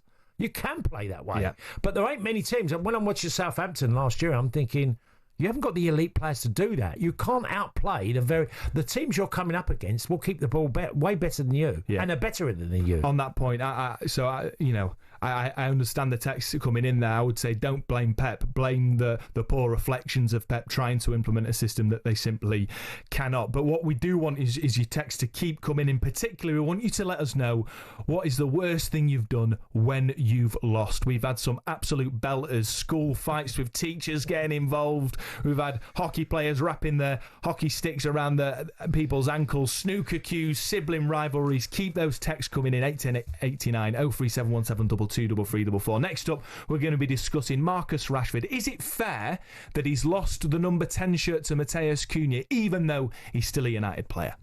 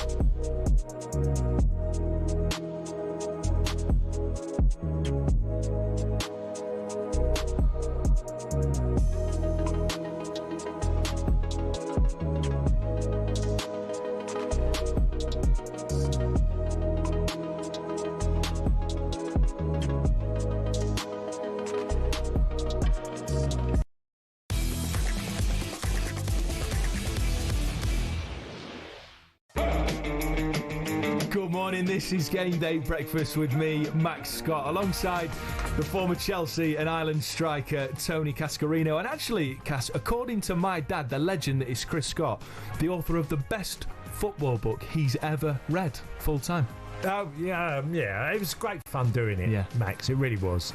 And I hope, and I know from a lot of people who spoke to me afterwards, I was lucky I met an author called Paul Kimmage, who was a Tour de France cyclist that was Irish and a genius writer.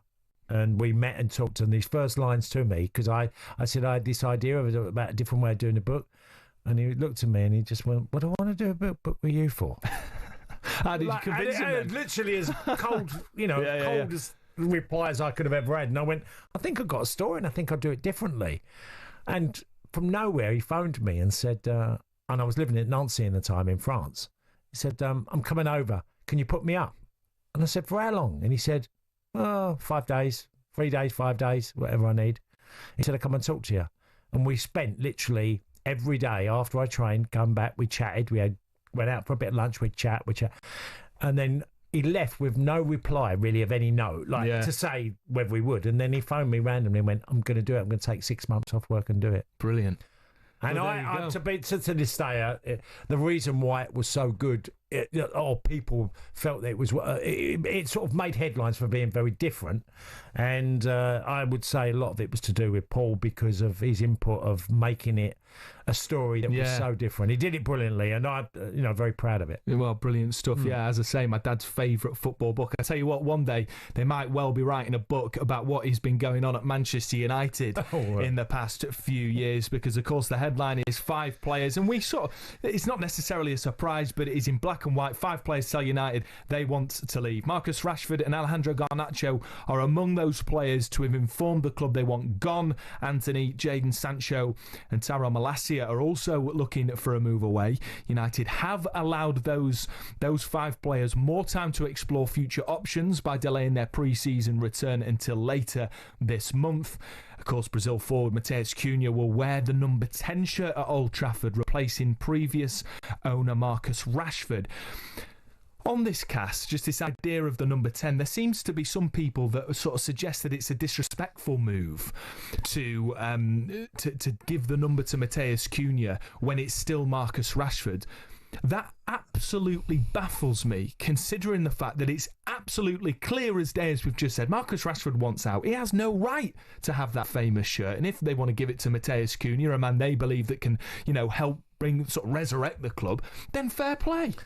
Yeah, it's quite weird because when I first started playing football, and that was in the 80s, the shirt number is the club would have all the shirt numbers, and if you weren't playing, you wouldn't get it. There was no ownership of this number. That came about obviously with TV and your name on your back, and it's like the same in rugby now. But, yeah, exactly. And look, Marcus, I can't believe he would complain about it anyway. No, I don't think he is. I think it's people on his behalf trying to say. Well, you can't. You have to accept it. If you're going to be leaving a football club and you're not wanted, you have no right to claim a shirt. And I'm not saying Marcus is, but even a fan who thinks that that's disrespectful to Marcus, no, it's not. Yeah. The moment that Marcus, quite clearly made it clear he wanted to go, wanted to leave and get away from Manchester United, you've lost everything for me. Every battle. There isn't one. And fans might argue the case for him to still be at the football club, but the shirt number, no. Totally agree. New players got it. I totally agree. And of course, we're not suggesting that Marcus Rashford's annoyed by this. He clearly wants gone. But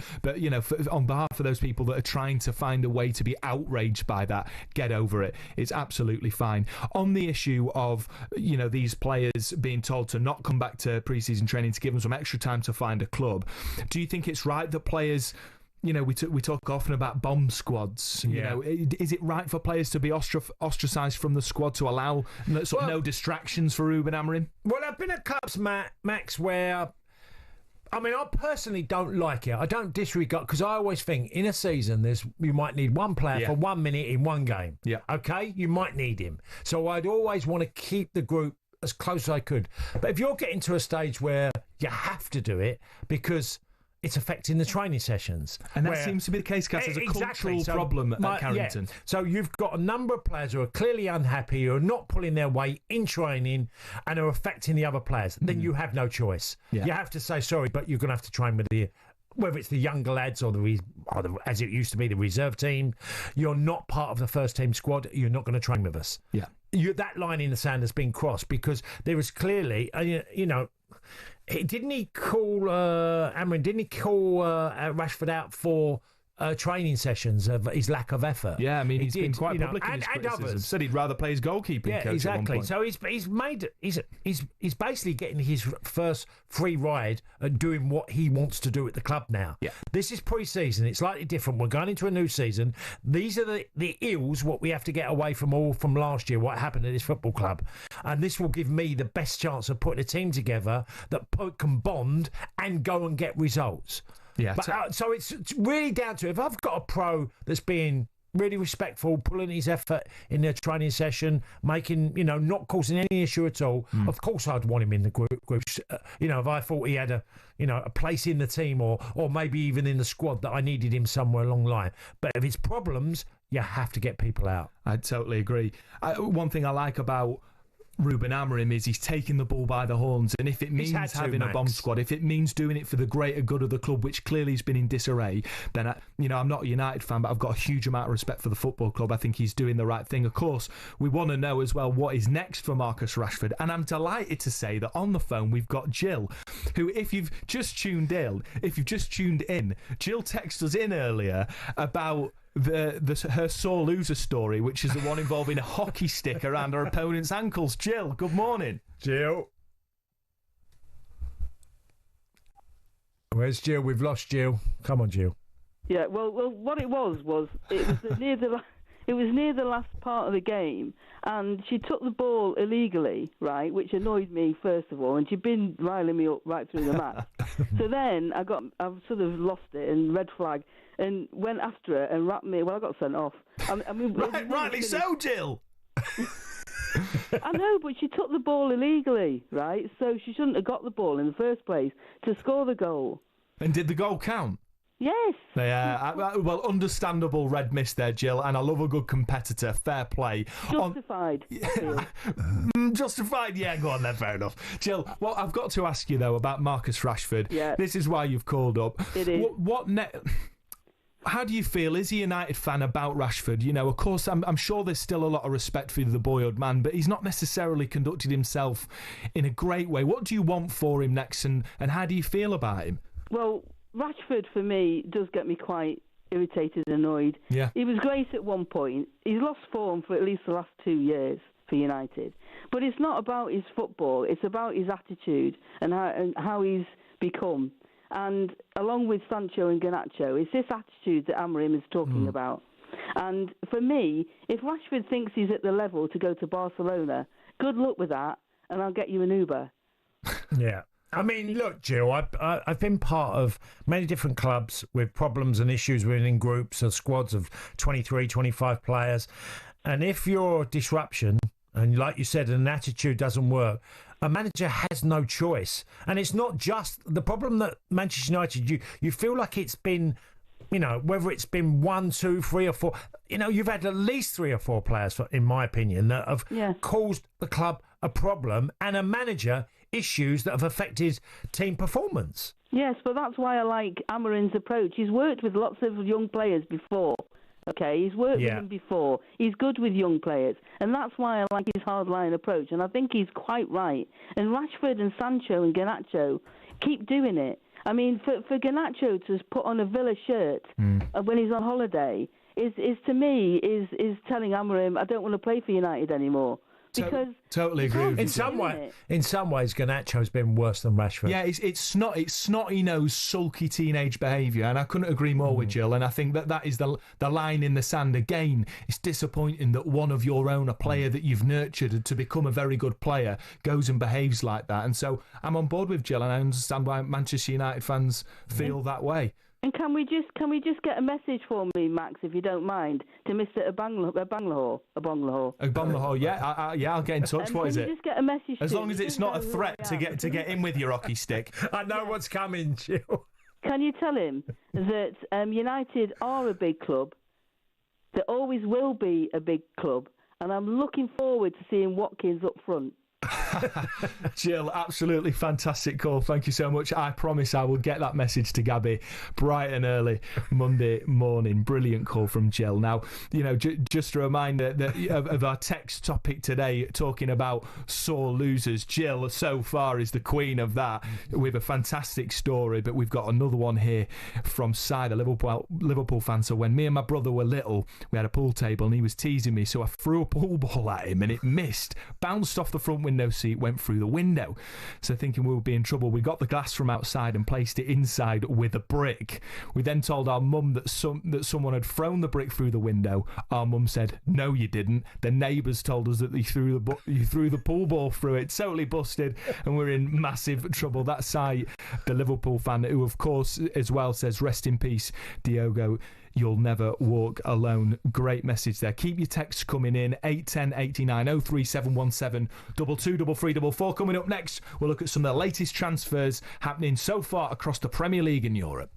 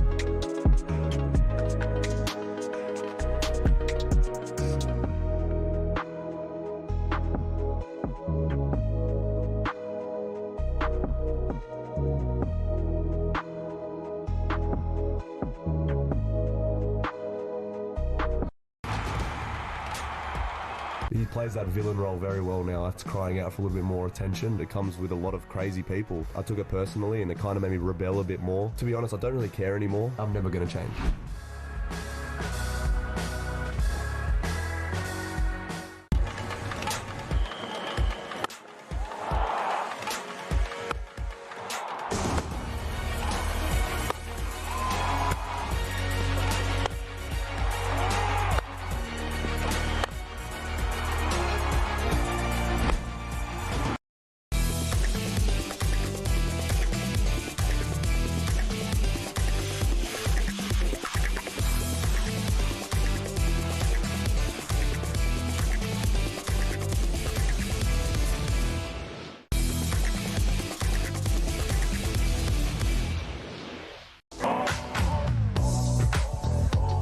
Good morning, how are we? This is Game Day Breakfast live on YouTube and your smart TV. I'm Max Scott. Alongside me is the former Marseille and Nancy striker Tony Cascarino. Before we get into some of the transfer news, of course, we've been talking about Marcus Rashford. We've been talking about the potential bomb squad at Manchester United. We've just got a really interesting message in here. It says Ronaldo's probably one of the only players who practices what he preaches. He told those Man United players when he was there to train harder, put the effort in and stick at it, and how to keep themselves fit for longer, and he didn't listen. He's still up there. Where are Rashford, Sancho and co now? Really interesting point. There's no doubt that well, that period must have been crazy when Ronaldo come back to a club that had been so successful with, and saw the standards of that club, and then come back, and I can imagine Ronaldo just lost it and thought, we are so far away now. I wonder from how what long it it used to took be. for him to realise. He probably realised in 5 minutes. Should have gone to City, because of course that was on the cards, wasn't it? Yeah, I don't. Or I should have gone elsewhere. Do you know what I mean? I wonder how long he realised this is not going to work out. I guess, you know, talking about your fantastic book, Full Time Cast, maybe we'll find out in Cristiano Ronaldo's book one day. But it's time now to look at some of the transfer news, particularly coming out of the mighty Nottingham Forest. talkSPORT understands Newcastle have launched a £55 million bid for our winger Anthony Elanga. It comes after Aston Villa entered the race for the 23-year-old, who enjoyed a stellar 24-25 campaign, scoring 6 goals, 11 assists in the Premier League. How about that goal against his old United side? I think he covered the pitch with the ball in just over 9 seconds. Scored a sumptuous goal in another win, back-to-back wins against United. But on that news, speaking yesterday with Alex Crook and Sam Matterface, Troy Deeney said the move to Newcastle makes complete sense. He's totally fair to Murphy as well. He's punched well above his weight, hasn't he? If we're being totally honest, he's been exceptional for Newcastle, but you do need that balance. Also, when Anthony Gordon's out, that lightning pace, they're a bit short of that as well. So I think Elanga coming in is a perfect fit for Sweden. I saw a little bit, because obviously we used to have Ken Sema as well, Watford players, so I always keep an eye on what the lads are doing. I just think when you have that connection, it's great. I still think that Newcastle need a second striker now to back up if Isak is out. Bit disappointed, obviously, that they missed out on João Pedro. Liam Delap seemed to have turned his nose up at it as well. So they'll have to go and get somebody. But I think as a fit for Newcastle now, when you start looking at what Eddie Howe's doing, you can see deliberate moves now. They want to go and get 3 or 4 players that are deliberately fit into the system that's already in place and people know what they're doing. Yeah. Look, it would be... I totally understand why Newcastle want to sign Anthony Elanga. Not only has he got blistering pace, one of the quickest players in Europe, he's an absolute grafter and hard worker, and you see that in his training, you see that in the way that he handles himself off the field, and also an absolute gentleman. And so I totally get that for any club any club would want Anthony Elanga. It would be a devastating blow for Forest, because he's got a fantastic relationship with Nuno and the squad, and he links up incredibly well, particularly with Chris Wood. He's been, 11 assists last season. What I would say, though, is I don't think that this is a foregone conclusion. Evangelos Marinakis is not... he will drive a hard bargain, and he will only let Anthony Elanga go if it is the right thing for the football club and the right money comes in. I just think this saga's not over. I think that I think there's a world in which it's just turned down, and because they're not going to accept that money. I think they want 60 million plus for him, which I think fair play in the world that we live in, and they're only going to let him go if they have a cast iron replacement for him. Well, look, you paid 15. Yeah, I mean, it was an absolute... So there's a lot of profit there for you, whatever way, whether it's 55, 60 million, there's a lot of profit there for you to do other business elsewhere. If you look at what he would give Newcastle, they would have Murphy, Elanga vying for 2 spots. Elanga's only just 23. Yeah, exactly. So and Murphy's 30. So I get the reason. On the other side, they got Harvey Barnes and Anthony Gordon. Do you think Do you think Anthony Elanga comes in as an immediate starter for Newcastle? Do I think immediate? No.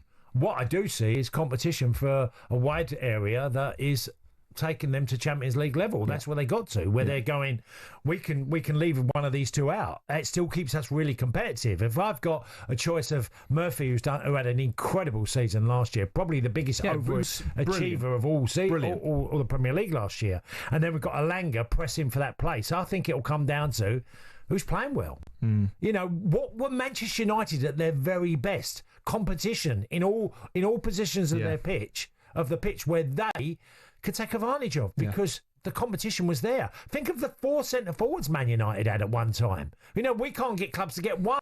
Arsenal can't get one real natural centre forward. Well, it was 3 years ago yesterday they signed a striker. Yeah, exactly. Jesus. But do you know what I mean? You're looking. I know what you mean.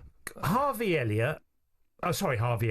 Barnes, and you're looking certainly with him and Anthony Gordon on the left, and you've got on the other side you've got Alanga and Murphy on the right. Okay, so there is a lot there. That's a really dangerous, fast, and keeping in the same mindset of how we're going to play. Look, I don't want to be a deluded Forest fan. I understand that Newcastle are a wonderful football club, one city football club. They've got Champions League, they're growing. But let me tell you, I want to ask you a quick question when you're done. Well, one thing I just wanted to say is Forest are building. They're in Europe for the first time in 30 years. They've got an incredibly ambitious owner that is passionate about bringing the football club back to the big time. And I just think that Anthony Alanga could have a stellar career for Forest and go on to do even better things than he's already done. So you've sort of slightly answered what I'm going to ask you, is that at just 23, I'd argue there's still a bit of an improvement to go on Alanga. Of course there is. So if he improves a bit more, and like you said, with his pace, he's going to be one hell of a player. And like you said, he's not necessarily a nailed-on starter at Newcastle. He is for Forest. Yeah. You know, it might be a wiser move for him to stick with us for a couple of years, win us the Conference League, which we've got a great chance of doing. If Spurs can win the Europa League. But he was sub quite often Forest can win the Conference for you boys League. last year. He was sub a good few times, wasn't he? Yes, but he was. But the vast majority of times he was a starter. Yeah. And of course, you know, we want him to stay. But look, let's not lower my mood for the rest of the show.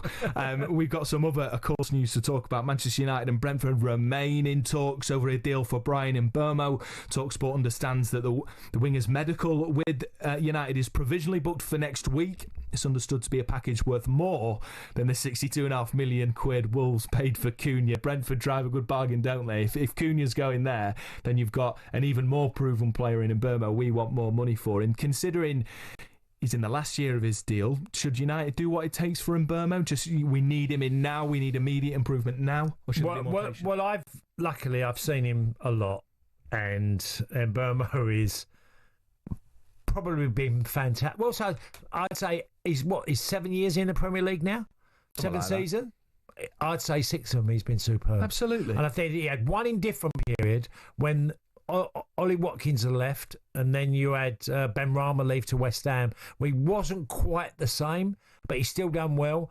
I think his performance level of consistency has been extraordinary at Brentford. Credit to him. He absolutely deserves a move to a big club, and that's what's going to happen to him this summer. The timing's right. He's 25. Perfect timing for him to go to a new challenge, and I think United have made a really good call on this one. I think he's an exceptional player. Couldn't agree more. Obviously, as just a reminder, we understand his medical's provisionally booked for next week. Last one, Cast, though, Jared Branthwaite, you know, a defender that lots of clubs, big clubs, been interested in, has signed a new 5-year deal at Everton in the summer transfer blow to Manchester United and Spurs, of course, who were both interested. It says a lot about where Everton are at, doesn't it? It says a lot about the ambition at the club and their ability to keep hold of Branthwaite, because he's, looks to be a brilliant talent. Yeah, well, he is. He's a player that was in huge demand. Big centre half, very capable on the ball. Probably had a bit too many injuries last year that sort of hurt him along the way. The fact that Everton are going to a new stadium, he's still young enough to even sign a 5-year deal, and he'd still be a young enough man if things were different further down the line. And look, he's been part of the furniture at that football club for a long time now. So. It's great news for David Moyes. Yeah. The way that David Moyes and the way he sees his Everton team progressing, he would have gone, we need Braithwaite. We need to keep him under contract for a longer period. And they've made, obviously, a big move in keeping him. So fair play to Everton. That new stadium, the excitement around that, I just think it's a club being able to keep a player that still wants to play there, plays football at Everton. Yeah, so absolutely. Yeah, looking forward, of course, to them being in their brand new stadium next season. That's going to be absolutely fantastic. By the way, keep your text coming in. Your biggest. You're loving this one. So I am loving it. Sore loser moments. This is an anonymous one. You got one for us. You must have been a sore loser along the way. Absolutely, mate. I'll give you some later on in the show. But for now, I've got to read this one. This is anonymous from Dorset. A mate of mine used to thrash me all the time at FIFA, and he used to sort of dig me out about how terrible I was. Once he left the room, I remember where he told me he hid his naughty magazine, so I ripped a few pages out and hid them around his house for his parents to find over time. Anonymous message from Dorset, beautiful part of the world, by the way. Keep your texts coming in, 81089 03717 223344. You're listening to the Game Day Breakfast with me, Max Scott, alongside Tony Cascarino. Next up, we're going to get stuck into the British and Irish Lions.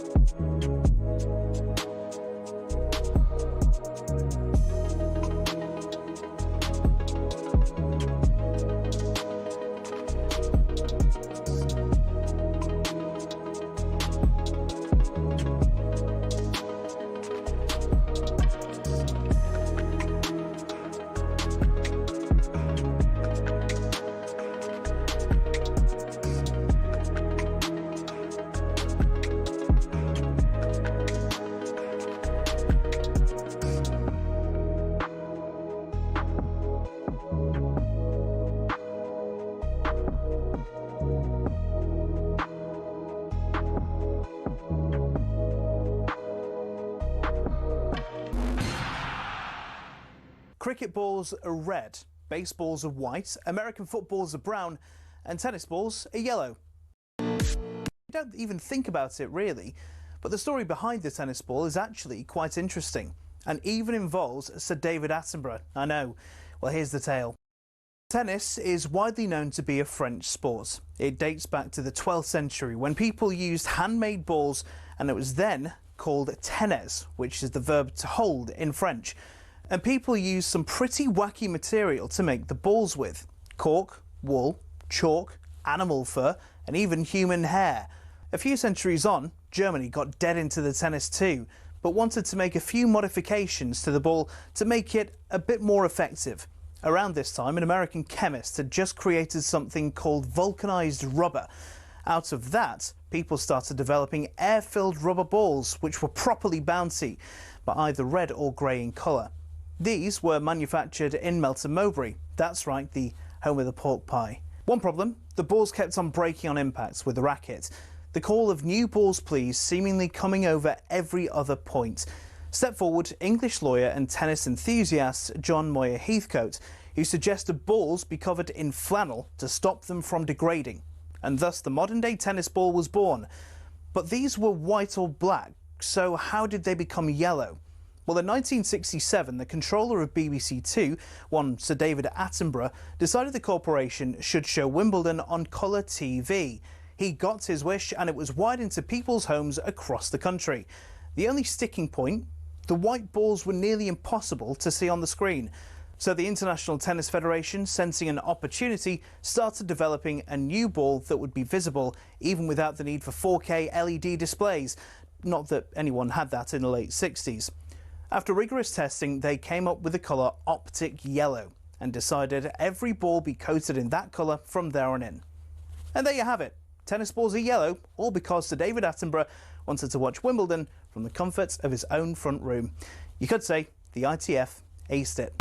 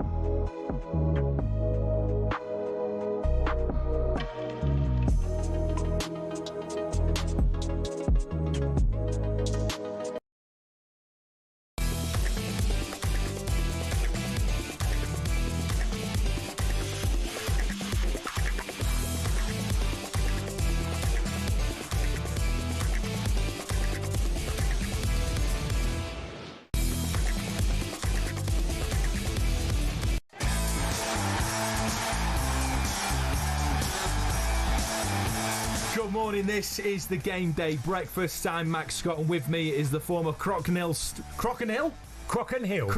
striker Tony Cascarino. Today is the day. Yes, the Lionesses start their Euros title defence. talkSPORT's Uma Gurav is in Zurich for this one. I'm here in the beautiful Zurich. It's calm before the storm because the Lionesses are soon going to get their Euro 2025 campaign underway. The moment is here for Serena Budman and the squad. They're up against France to start with. They could hardly have asked for a more difficult game to start with. But the fans are out here. They're backing the girls to do it. Can they start their Euro 25 campaign with a win? We hope so, but we'll find out live on talkSPORT. Kickoff is at 8 p.m. You don't want to miss that one. Yeah, can't wait for that one. Elsewhere, 2 Brits remain in singles competitions at the All English Club. Reports from 11 a.m. on talkSPORT. And I'm Lisa O'Sullivan, and after another late night, I will be back to bring you another day of coverage from the All England Club as the Wimbledon Championship reaches day 6. And the Lions are set for another test, this time against the New South Wales Waratahs. Here we go then, one of the iconic venues, one of the iconic games. Crosses for 22, he's going for the right-hand corner and will score! Games are coming thick and fast, 3 games in 8 days, and it keeps on rolling after that. This is the tour now, it's not yet to come. This is it now, this is the present. Quickly away by Mitchell once again. Moore gets through and will score! Tyke Byrne, he's as honoured and delighted. Tyke Byrne in the baby blue scrum cap, but a bright red shirt. Never expect to play for the Lions, never mind captain them, so it's a massive, massive honour. This is one of the greatest strikes we have ever seen at the SFS. The Waratahs from behind their own try line. This is a test match really for us, so we're just going to have to up our intensity and go after them. This is the exciting part of the tour for us. This is proper touring, isn't it? Yeah, it's proper touring. Let me tell you, I have got Lions fever. I cannot wait for this one. Right now, it's time to get an update on the rugby on the Lions tour in partnership with Tenor Men. Qatar Airways Lions Tour Roundup on talkSPORT with coverage sponsored by Tenor Men. High-performance protective products for maximum comfort, confidence and discretion. Keep control. Yeah, the British and Irish Lions are gearing up for their Australia tour with a key warm-up match today against the New South Wales Waratahs in Sydney. This game offers the Lions a crucial chance to fine-tune their combinations ahead of the Test series later this month. After a strong build-up in training, coach Andy Farrell will be looking for players to stake their claim for that elusive starting spot. For more on what to expect, we're joined now by former England international Topsy Ojo. Morning, Topsy. Hi, Topsy. Hey, morning. How you going? Yeah, doing really well, thanks, Topsy. I just got to say, by the way, I'm absolutely loving the Lions Uncaged podcast with you and Alfie. It's absolutely brilliant stuff, keeping me up to date. Now, Topsy, before we go into sort of the New South Wales Waratahs and what's the latest with the Lions squad, I really want to ask you about Owen Farrell.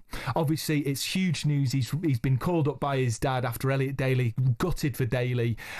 He's fractured his arm. He's out for the rest of the tour. Owen Farrell's back. There's been some criticism from certain corners of the rugby world. I, for one, cannot stand it, Topsy. You know, we're talking about a bona fide Lions legend here, a wonderful servant to his nation, one of the greatest players in my mind of all time. There was a piece in the Times, describing it as bewildering, delusional, that his selection defies logic. Now, whilst I respect, the superior knowledge of some of the journalists at the Times, I think it's just a wild underestimation of his leadership and what he can give to this squad. Where do you stand on Farrell being called back up? Yeah, it's a really interesting one, and everything you've just said about Owen Farrell is correct. You know, his pedigree, his reputation, everything he's done in the game, nobody can argue against that. I think where this has become more controversial, and I know some people take it too far, but what's made this selection difficult is that if you look at his past year in rugby, he's been out of fitness, he's been out of form, and those are two key factors when you're thinking about picking somebody for a tour that's meant to be the best of the best. So that is what has made, for a lot of people, it be a decision that doesn't quite make sense. You also then look at the players that are already there in his position. So in fly half, Finn Russell, Finn Smith and Marcus Smith. And in the centres, Tuipulotu and Bundy Aki. So there is potentially a slot in the centres whereby he offers something different. But I think the big conundrum is he going to be fit enough in 2 weeks' time to put his hand up for test selection? Now, I don't bet against him. I think if anybody can do it, it's Owen Farrell. Absolutely. But it's a selection that would raise eyebrows, of course, because of the simple fact that despite everything he's done, he is not one of the form players and he's not one of the fit players, because I think he got concussion towards the end of the season, so he hasn't played a fixture in nearly 2 months. So to get him test ready is a big ask.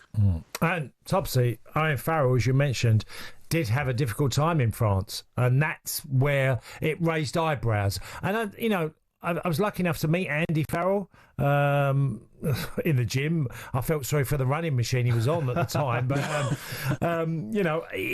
I just don't think he's the sort of guy that would bring in a player just because it's his son. I just don't see that with Andy Farrell.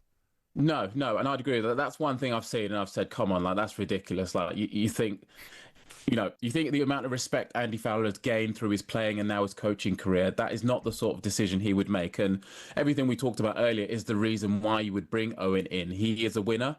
He drives standards. He's intense. And actually, we speak to the guys, he's a great person as well. Like, I think the Farrell that we see on the pitch, the snarling, angry Farrell versus him as a person, they're chalk and cheese, which you get a lot of the time with rugby. So the players will welcome him into camp, but they'll understand that he brings intense competition. Yeah. Andy will be hoping that it drives standards up and ultimately makes them win the Test series. Absolutely. Now, looking ahead to the game this morning, can't wait to, once we finish up here, go home and tune into the coverage. New South Wales Waratahs. What sort of challenge does it pose the Lions? And now, having gone through Argentina, a couple of other matches, what sort of things is Andy Farrell going to be looking to fine-tune against the Waratahs?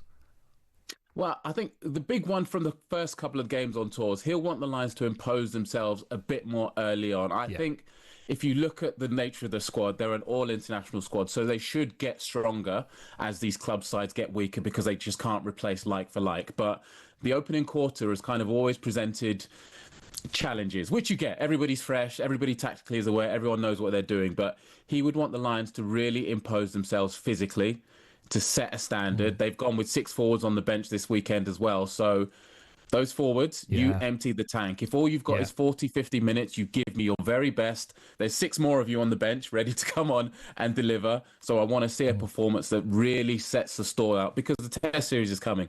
It's only 2 weeks away. The other one will be, he'll be looking forward to seeing the guys that haven't played yet. So Hugo Keenan, Blair Kinghorn coming in from Toulouse. He'll be looking at James Ryan in his first start, and then Ben White, who's flown in on the bench as well. So I'd say those are the two kind of areas he'll want a really really intent performance, and then he'll want for those new guys coming in, it's their opportunity to put their hands up too. Well, Topsy, it's always seems to me it's the idea of you play Argentina, you play Western Force, and now you get to the Waratahs and you're trying to increase, the difference in standard, because Western Force, I thought it was quite tight for probably 15, 20 minutes in that game, and then the Lions took advantage and ended up winning quite comfortably. But this will be another test that's just a tad higher, won't it? It will. I think the two probably tougher tests are coming. The Tars this weekend, and then of course you've got the Brumbies, who are the best performing Super Rugby side. So they should get tougher. But from a Lions perspective, with the test series closing in, you now know you've only got so many opportunities to put your hand up. So you've got to take each and every one. So for this group playing this morning, it's absolutely vital that they put their hand up. It's absolutely vital that they back up what the team did on Wednesday against Queensland, because you will be looking at, right, time is running out. You start looking at selections, you start looking at the bibs in training and all the might, and as much as they won't give that much away, they know internally, I've only got so many minutes, so make the most of it. Put your hand up, put your best foot forward, and try and get yourselves in that test series. Topsy, I've got to ask you about the bolter, Henry Pollock. I mean, obviously, it goes out saying he's taken the rugby by storm. I think he's been a breath of fresh air. I think he's what the sport needs. He's in at 6 today. Is this an audition to sort of see, is this his chance to stake his claim in the 23? I think so. I think, he's played at 8, and the last game in particular, he was brilliant, and everything that comes with Henry, from being a young kid on the block to being a confident kid who just goes out there and shows what he can do, but also adds something different as well. He has got something different compared to the other back rowers. So I think, interestingly, this 6 is a bit of an audition to actually see, can he cover multiple positions? That would actually put him into contention for the test squad, perhaps above others, because firstly, obviously, you want to start, but then those bench spots are going to come down to versatility. So if they're thinking about, a 5-3 split on the bench, or 6 forwards, 2 backs, who can cover different positions? So Henry's proven that he can do 8. If he can operate well at 6, which I think is one position we haven't yet seen him in, he then poses another question to Andy Farrell in terms of, right, how do I pick from all these stellar back rowers? I mean, you've got Jack Morgan on the bench, who was exceptional on Wednesday night. He was. Josh van der Fleer is an animal in his own right, and Ben Earl has been England's form 8 since the 2023 World Cup. So it's difficult, it's intense, but Henry has been brilliant, and the message for him will be, mate, just keep doing what you're doing. Keep showing up, keep providing those X-factor moments as well. If you can set yourself apart from what already is such a competitive group, you give yourself every chance. Cheers. Thank you. Topsy, thank Cheers, you. Topsy. I'm just mesmerised. I love listening to you. I love listening to you and Alfie. And that Lions Uncaged is the favourite part of my day at the minute. So thank you very much, mate. It's been a pleasure. Kind words. Appreciate that. We're having a fun time making it. So all good. Absolutely. That's Topsy Ojo there, former England winger. He's a key part of our star-studded lineup for the Lions tour. Of course, talkSPORT is the only place on national radio you can listen to that coverage. Just a reminder, coming up after us is, of course, the live coverage of the Lions against Waratahs. That was an absolutely fantastic update. Next up, coming back, we're going to be talking all the latest odds with Coral. Qatar Airways Lions Tour Roundup on talkSPORT, with coverage sponsored by Tanner Men. High-performance protected products for maximum comfort, confidence and discretion. Keep control.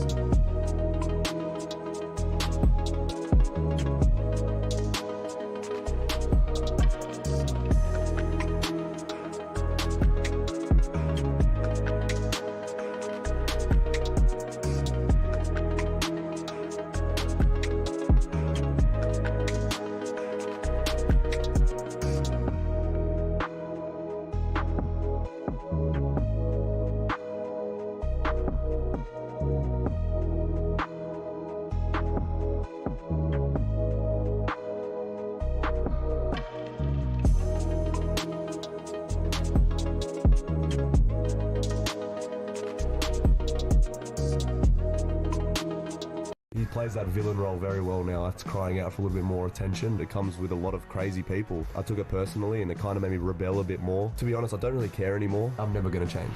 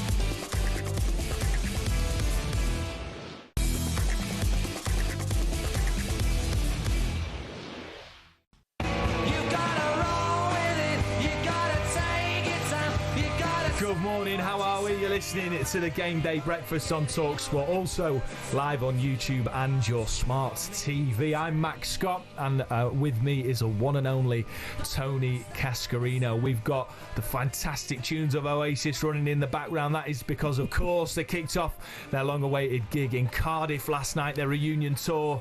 And we're giving you the chance to win a pair of Oasis tickets in Manchester on July 19th when the boys come home. Yes, that's right. Oasis Live 25 is sold out, but talkSPORT can get you in, and the competition ends on Monday. But that's not all. Alongside the tickets, we'll put you up for a night in a hotel and put $5,000 in your back pocket, completely tax-free. Listen up right now for everything you need to know on how to enter. All right, kids, you have to be over 18 to enter in the UK, excluding Northern Ireland, for the chance to win a pair of tickets to the most electrifying rock and roll reunion of the century, a hotel stay and $5,000 spending money. Text the word Oasis to 83338 by Monday the 7th of July at 11 p.m. and you'll be entered into the draw to go supersonic this summer. Text costs £2 plus one standard network rate message. You must have the bill payer's permission, or post your name and number to Oasis Prize Draw, PO Box 3190, Colchester CO2 AGP, to arrive by 5 p.m. on the 10th of July. This is a talkSPORT limited promotion run on talkSPORT, Talk and Virgin Radio UK stations. Full T's and C's at talksport.com. Good luck, yeah? Sorted. OK, let's check in now on the odds right now with Coral. The Coral Daily Download on talkSPORT with Coral, celebrating 50 years of the Coral Eclipse. Oh, that's golden. 18 plus gambleaware.org. Delighted to say now Simon Clare is with us. How are you, Simon, mate? Simon? Yeah, good to chat, guys. Enjoying the show? Absolutely. Right, we've got to start with this. Coral Eclipse, 50th year of sponsorship today. I know that a lot of the boys here, they're already dressed to the nines, ready for an absolute belter of a day out. Yeah, this is a big celebration for us. I haven't been at the mall, but to sponsor a race for 50 years, in fact, for any sporting sponsorship lasts that long is quite extraordinary. I think it's the longest running group race sponsorship in the world. Brilliant. My first one was in 1997 when a horse called Pilsudski won a thrilling 5-runner race that day. And yeah, we've got a big sort of celebration planned at Sandown this afternoon, and a great race. You know, it's a Group 1 contest. 6 really good horses running in the race. It's the clash of the generations when the 3-year-olds, the classic generation, meet their olders. The 4-year-olds and up for the first time. It really gives you a sense of how good those new youngsters are. And in Ombudsman, who's the favourite for the race, we got a top holder horse. He's 6-5. He won at Royal Ascot. We got a French horse called Saucy, who's won 3 Group 1 races. He's a really welcome challenger. And then we've got the 3-year-olds. Ryan Moore rides Delacroix for Aidan O'Brien. We've got Ruling Court, who won the 2,000 guineas for Charlie Appleby. So, yeah, very exciting. Ombudsman's the favourite. But, it's a really big day for us today. So it's potential versus proven. That yes, race. Exactly right. Exactly. Right. Yeah. By the way, Simon, But can you be the teacher today as well? Make sure that some of these lads, they come back okay for tomorrow's show. Yeah, they've got an early shift tomorrow morning. Hey, these guys, they've been coming for a few years. They know what to expect and they know how to prepare. I must admit, no, they'll be out in the force. And it's honestly, it's great to have. It's great to have the guys behind the audio as well as on the show being given a little bit of a day out. I always feel. I know, Simon. Simon, we've got football. We've got obviously the Club World Cup. But first up, we got the Women's Euros to talk about. England are playing France. Top game today in a really tricky group. Yeah. Yeah, it's a tough opener, isn't it, over in Switzerland for the Lionesses? We do make them favourites. They're 11-8. It's 2-1 France, 9-4 the draw. Wasn't a lot between these sides. I think in qualifying you had a win apiece. In the outright betting, just to put it in relative terms, Spain are the 5-4 favourites, Germany 4-1, it's then England 9-2 third favourites, and France 7-1. So these are two of the top four in the betting for the whole competition. So to meet first up, it's tough. But it should be an entertaining game. At least we'll have a real sense of where this sort of relatively new Lionesses side is versus the team that won 3 years ago. So quite an exciting start. Absolutely. Now, moving to the Club World Cup, Simon, obviously we've seen Chelsea not scrape through, but, we've seen those South American sides really put up a good fight. They're through to the semi-final, but we've also tonight got PSG, Bayern Munich, Dortmund, Madrid, some belters there. Oh, cracking games today. And obviously Chelsea now currently 9-4 favourites to win the whole thing by virtue of being through to the semis. Obviously, we'll see who emerges from tonight's crackers. And PSG versus Bayern, we favour PSG. They're 8-11 to get through to the semis. Even money Bayern Munich, but not a lot in that matchup in Atlanta.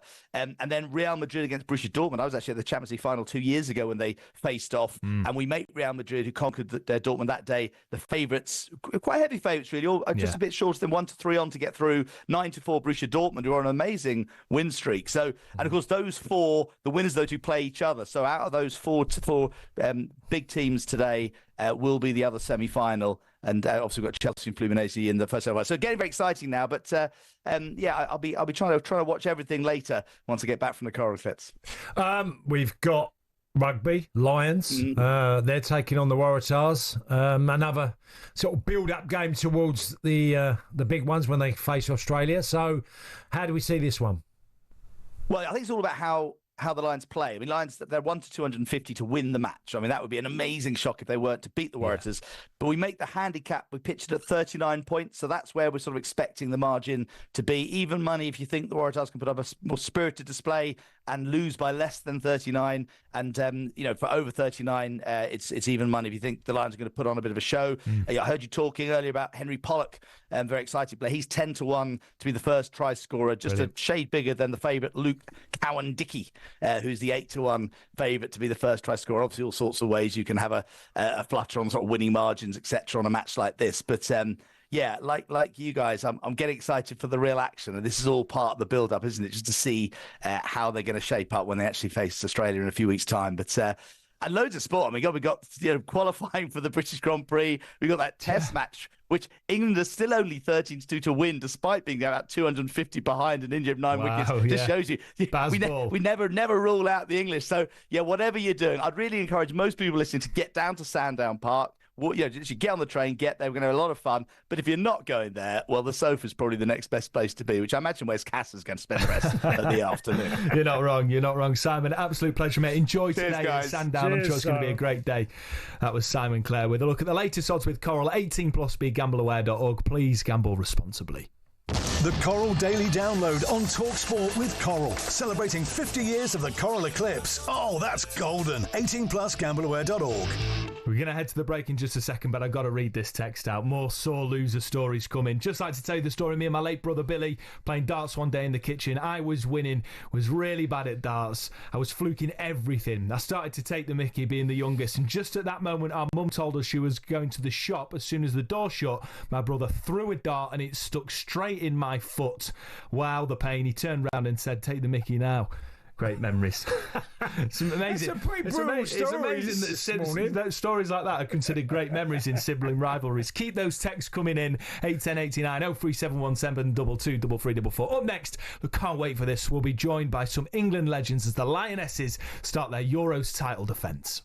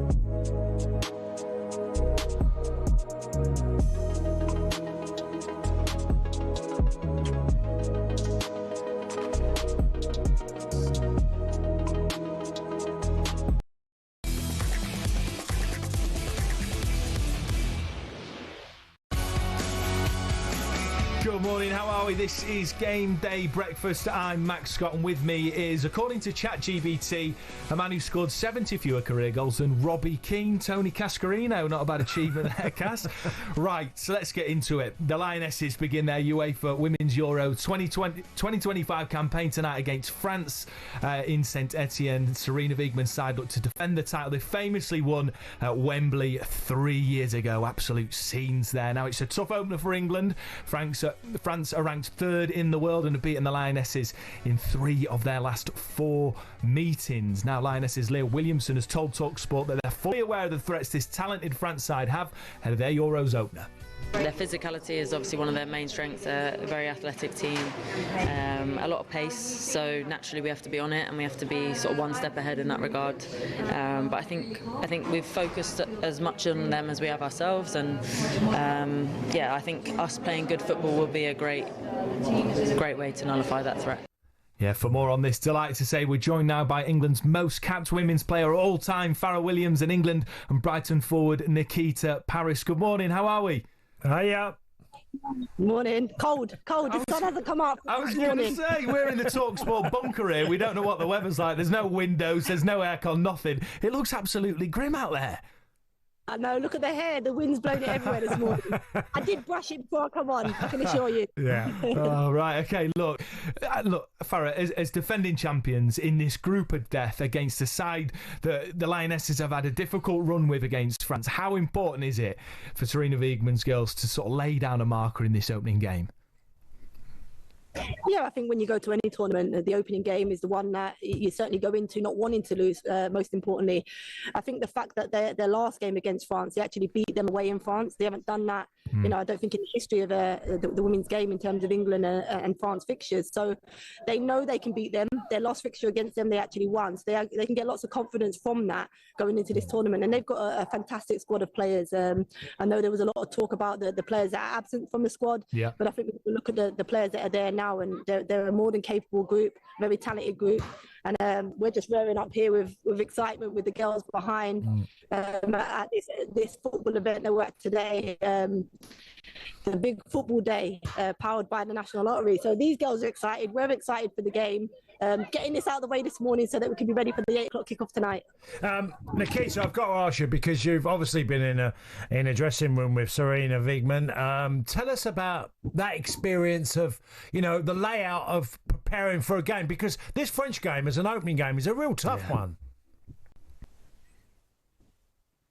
Yeah, it's definitely a tougher game to start your tournament, and everyone wants to get the tournament off to a win. So, the girls will be feeling a little bit of nerves, but ultimately they are the defending champions. So, they'll have a lot of confidence from that. And being in the dressing room, Sarina's won the last 3 Euros, so that gives a lot of confidence in the winning mentality that she has, and it brings that will, filter through the group. Yeah, absolutely. Can't wait for this one. I mean, Lee Carsey did it with the under-21s. Sarina can do it with the Lionesses. Back-to-back Euros champions, that's what we're looking for. Now, Farrah, you've just mentioned there you're at an event for the National Lottery promoting the women's game. You've spoken before about your own journey in the grassroots game, how vital clubs like AFC Leighton are in giving girls a space to dream big. It's really important stuff.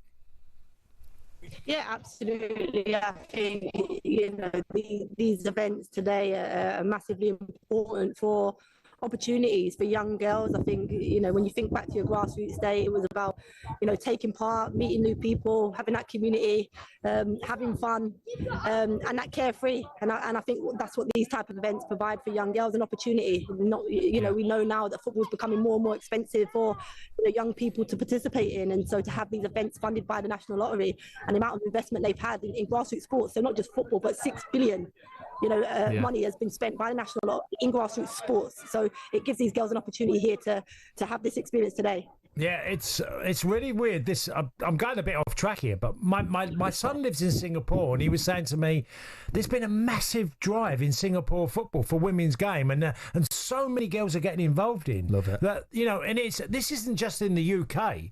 This is being driven all over Europe and the rest of the world, which is fantastic for the game. Yeah, massively, and I think that helped from the win in 22 when we won the Euros. It really generated a lot of attention on the game, and it created more opportunities through the national lottery helping fund these grassroots sports. And plenty of girls across the country can be excited at also this Euros with the big football day that is providing opportunity for young girls to come and play football throughout the Euros and, emulate the celebrations of, their favourite players. Yeah, I've got to ask you, girls, because I get asked this question a lot, and I know Delphine Cascarino, who plays for France, gets asked this question, am I her dad? And I'm not her dad. Love child. Well, I've got a 28-year-old daughter, and Delphine's 28, and she's also got a sister that plays as well. And it's just really ironic that the England women's team are playing France women's team. So I've always had this interest in this Delphine Cascarino as a player. I was a bit of a lump down the middle, down centreboard. I'm told she's nothing like me. And will she be playing today? She definitely doesn't emulate you. I've seen you play. I've seen you play, Tony. I'm one of the older ones, so I've definitely seen you play today. You're short at Chelsea, but yeah, I mean they're two fantastic players. To have two siblings, equally as good as each other, representing, the French team. There'll certainly be ones to watch in this French team tonight. Yeah. Nikita, back to the issue away from Cass's long lost girl. Who, by the way, that's on her Wikipedia page. To clarify, it's not Tony Cascarino's daughter. But back to the issue at hand, Nikita. This is something that's really important to me. So before I was a broadcaster, I was a teacher, head of year, deputy head at secondary school, Glenmore and Winton in Bournemouth. Fantastic state school, and the PE department there do absolutely incredible work engaging young girls in sports. They've got county champions left, right and centre in every sport you can imagine. Sarah Bowen, by the way, head of the department there, shout out, absolute legend. Nikita, sort of how being there today with loads of young girls getting into the game, playing football, how does it remind you of your early days in the game? And can you see a change in sort of the enthusiasm or the numbers of girls that are getting involved in sport? Yeah, definitely. The number of girls participating in football since 22 has grown astronomically, and I think the unbelievable story that I have a niece who's 10 years old, and I went to a tournament and she said, can you come watch me? I said, yeah, no problem. I thought it was just going to be a grass field, probably 4 teams competing against each other. I got there was hundreds of girls, like 50 different teams. I couldn't believe it. It was all girls teams. I said, how lucky you are to be participating against girls. Anytime there was a tournament when I was younger, it was mostly boys and maybe 2 or 3 girls teams. And I'm so lucky to be able to have gone through the journey of grassroots to elite sport. And I was part of a task scheme sponsored by the National Lottery that helped me with that funding to be able to, become the elite player I am today. Nikita, I've got to say, while you've been talking, there is a girl behind you on your right shoulder, a blonde girl who's been juggling the ball and flicking it up, keeping it on her head. And it was all for the show, Cass. Come on. Come on, I have to entertain. She's brilliant. I'm watching behind you. She's a plant. Get in there, do call around the world. So what Nikita's not telling you is that this is that same girl that was doing the keep-up actually challenged Nikita to a keep-up competition, and Nikita ran a mile. So yeah, I had to get some water. I was dehydrated. Brilliant great stuff. Look, lastly, Farah, for so many girls, clubs like this are the first step. Like it's the entry point into, Nikita just been describing her pathway from grassroots to elite sport. What do you think that the game needs to keep growing and to keep thriving? Yeah, I just said that to some of the girls then. They asked me, what is it about football? And I just said to them, you just mentioned your first entry into the game. Well, one, it's got to be accessible and also affordable for some of these under-deprived areas. The game is becoming less affordable for them to participate.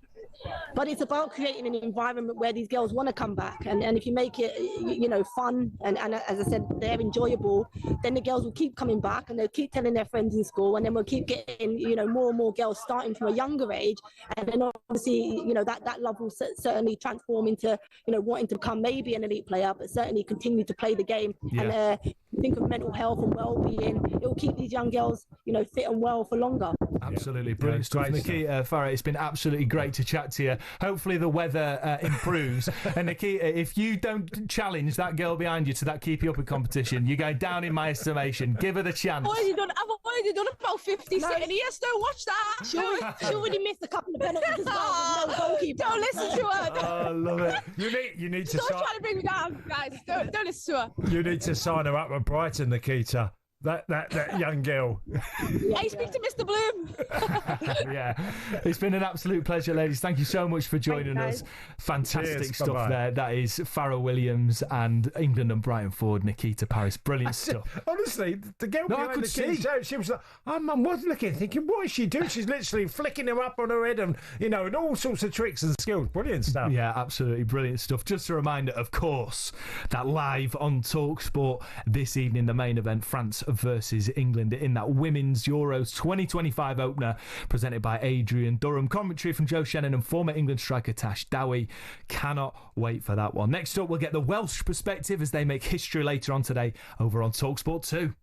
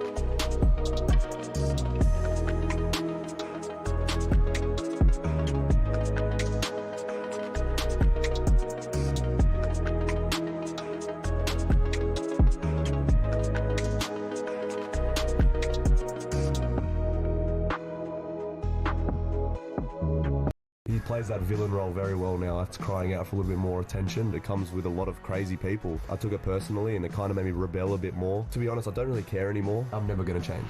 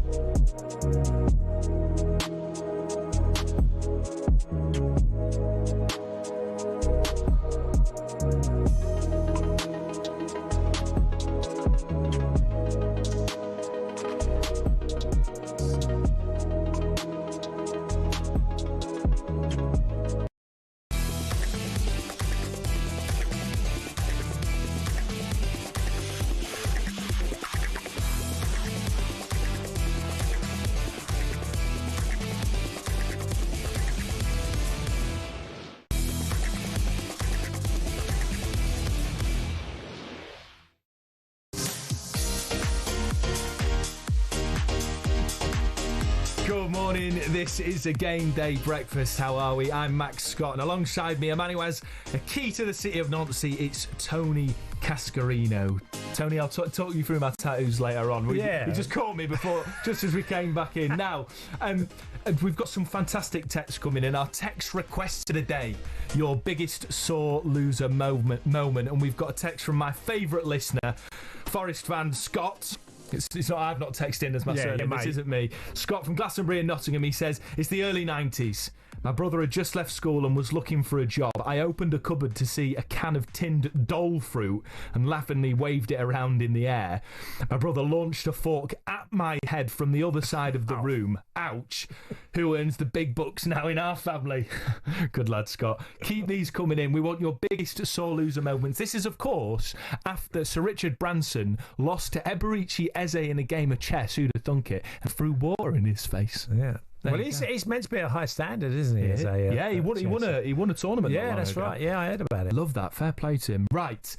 Keeping our eyes on the Women's Euros, it is a huge night for Welsh football as the women's national team play their first ever match at a major tournament, taking on the Netherlands in their opening game at UEFA Euro 2025. Gemma Granger's side have made history, not just by getting there, but now the challenge is to compete with Europe's best, starting with the Dutch team, who of course lifted this trophy.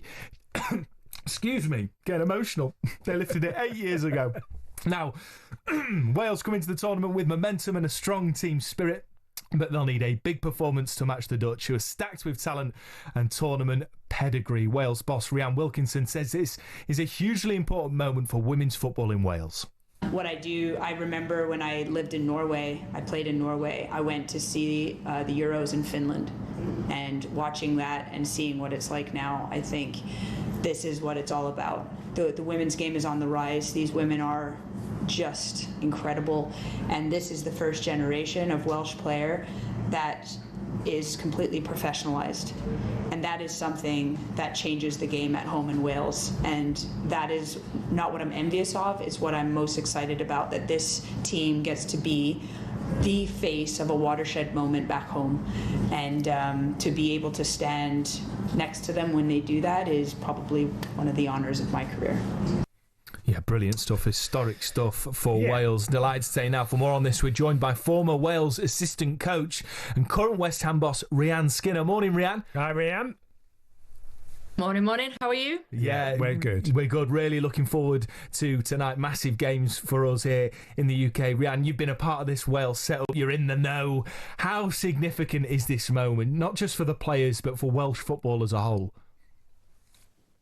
Do you know what? I think it is such a momentous opportunity, this. I think, for years, Wales have worked so hard to develop the women's game, to provide opportunities and a pathway. And there's been so much work put in behind the scenes to obviously create the players that, we can make sure that get obviously to these opportunities at the Euros. And it's taken such a long time for Wales to qualify, but players like Jess Fishlock have been waiting her entire career for this. So she'll be a big player on a big occasion for this one. Rianne, look, there's a massive advantage because England have got huge depth. Now, I'm sure Wales haven't got that depth, but that's been a momentum carrier, hasn't it? Where you've seen the start of the roots, the shoots growing, getting bigger, but you have way less talent to choose from, which is a disadvantage. So it's a massive achievement for Wales to get to this tournament. Yeah, it is. You're absolutely right. I think, ultimately the amount of players that are available to Wales is different. They've looked further afield, figured out dual heritage, got more players in. So obviously that's been going on behind the scenes. But yeah, look, I think the experience that England have now as well is different, isn't it? From being in major tournaments so frequently, winning, doing so well in the World Cup straight after that, it is different on the squad depth for sure. And similarly, Netherlands and France are in the same sort of position. They always get out of group stage as well. Certainly, these last sort of 3-4 tournaments they have. So it is a real uphill struggle, don't get me wrong. But I like the attitude. Wales at the end of the day, they are strong, passionate, hard-working. They've done everything they can to get here. if you catch them on the wrong day, they can cause an upset. But I think longevity in the tournament will be tough for the reason that you just said about the depth, really. Look, it goes without saying that the Netherlands are an absolute powerhouse in the women's game. It's such a tough opener that, as is any the group's a tough challenge, full stop, isn't it? Yeah, without a shadow of a doubt. I mean, what kind of approach do you think Wales need to take in order to sort of try to get a shock result in this game? Well, I think some of the things that they've done well is that when they've been really disciplined and organised, they've been really tough to break down, to be fair. And I think that's kind of stood them in good stead. They've played a couple of different formations. They've played in a back four, played in a back five. So probably in equal measure under Ian Wilkinson. And I think the decision on that is going to be really key tonight. I think they've got to grow into the game. So they just need to get some of the nerves out. Yeah. There's a lot of players that haven't had these experiences and try and stay in it. If you get into the 20-minute mark and you're still in the game and you feel like you're controlling the things that you can, I think it gives you a platform of confidence to build from. So it'll be important for them to do that. But also, to be fair to Wales, they've got some pace. They've got players that can get you on the counter. And I think there's players that are capable of scoring. I mean, it was very late in the Italy game, but when Jess Fishlock came in and scored their screamer, to be honest, she's lobbed the keeper from about 40 yards.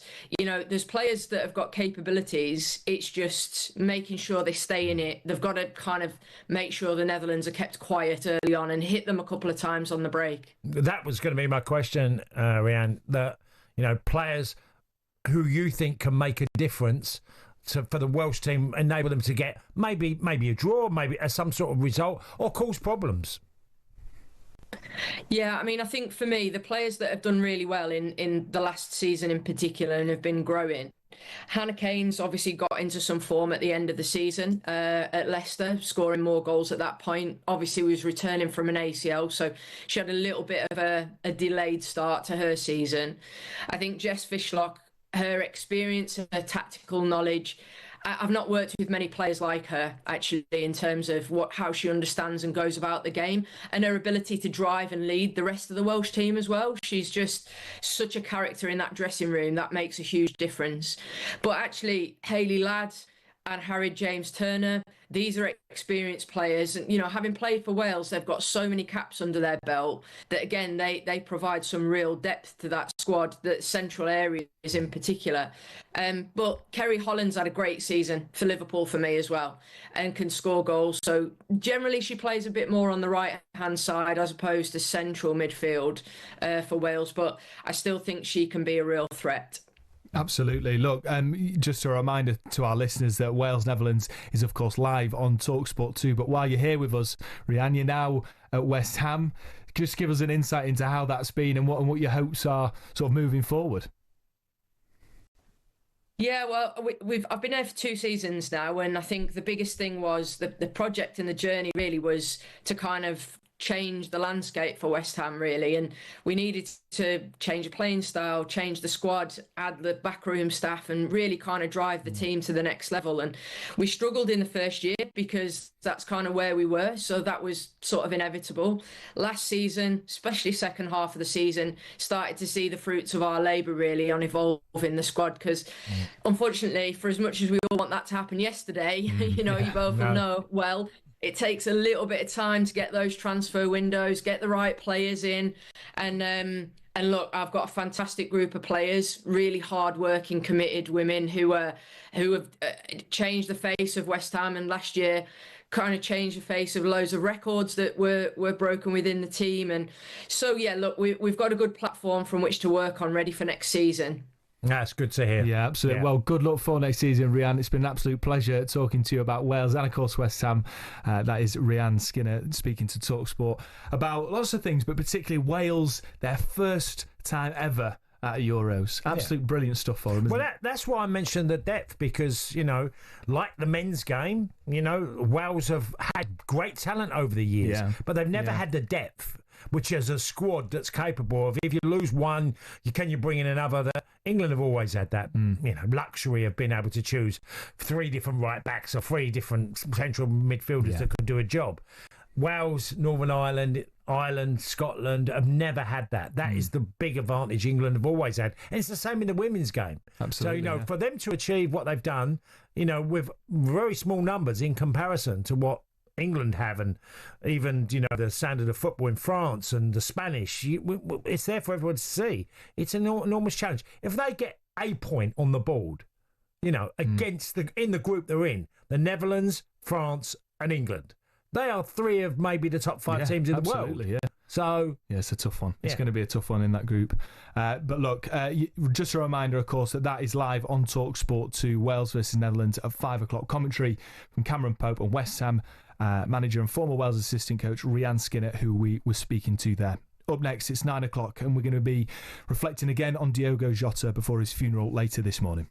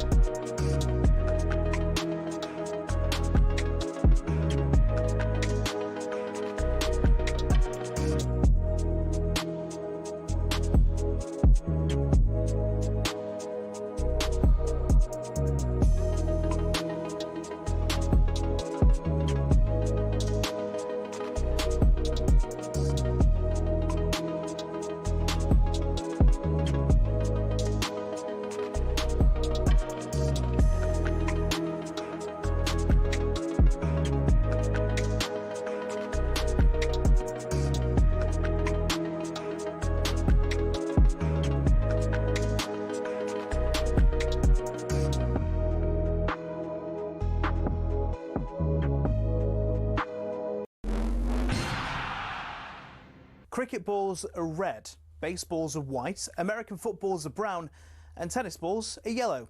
We don't even think about it really, but the story behind the tennis ball is actually quite interesting, and even involves Sir David Attenborough. I know. Well, here's the tale. Tennis is widely known to be a French sport. It dates back to the 12th century when people used handmade balls, and it was then called tennis, which is the verb to hold in French. And people used some pretty wacky material to make the balls with. Cork, wool, chalk, animal fur, and even human hair. A few centuries on, Germany got dead into the tennis too, but wanted to make a few modifications to the ball to make it a bit more effective. Around this time, an American chemist had just created something called vulcanized rubber. Out of that, people started developing air-filled rubber balls, which were properly bouncy, but either red or grey in colour. These were manufactured in Melton Mowbray. That's right, the home of the pork pie. One problem, the balls kept on breaking on impact with the racket. The call of new balls please seemingly coming over every other point. Step forward English lawyer and tennis enthusiast John Moyer Heathcote, who suggested balls be covered in flannel to stop them from degrading. And thus the modern-day tennis ball was born. But these were white or black, so how did they become yellow? Well, in 1967, the controller of BBC Two, one Sir David Attenborough, decided the corporation should show Wimbledon on colour TV. He got his wish, and it was wide into people's homes across the country. The only sticking point, the white balls were nearly impossible to see on the screen. So the International Tennis Federation, sensing an opportunity, started developing a new ball that would be visible even without the need for 4K LED displays. Not that anyone had that in the late 60s. After rigorous testing, they came up with the colour Optic Yellow and decided every ball be coated in that colour from there on in. And there you have it. Tennis balls are yellow, all because Sir David Attenborough wanted to watch Wimbledon from the comfort of his own front room. You could say the ITF aced it.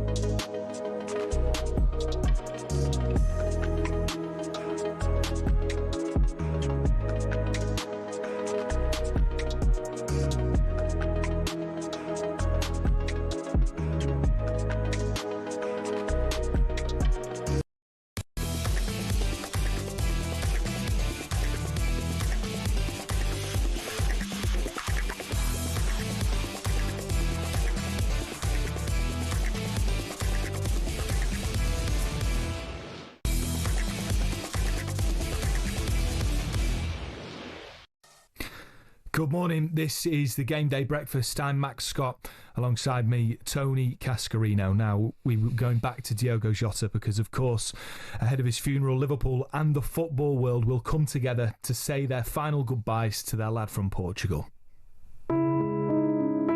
Liverpool have win number 100 against Everton. They bring up a century of Merseyside derby victories, courtesy of that goal from Diogo Jota. The thing with Liverpool is, we're not just a team, he's an honorary Scouser. We've lost one of his own, just heartbreaking. It's not just him, it's his brother as well, his poor family. It feels like you know him, but you don't know him, if that makes sense.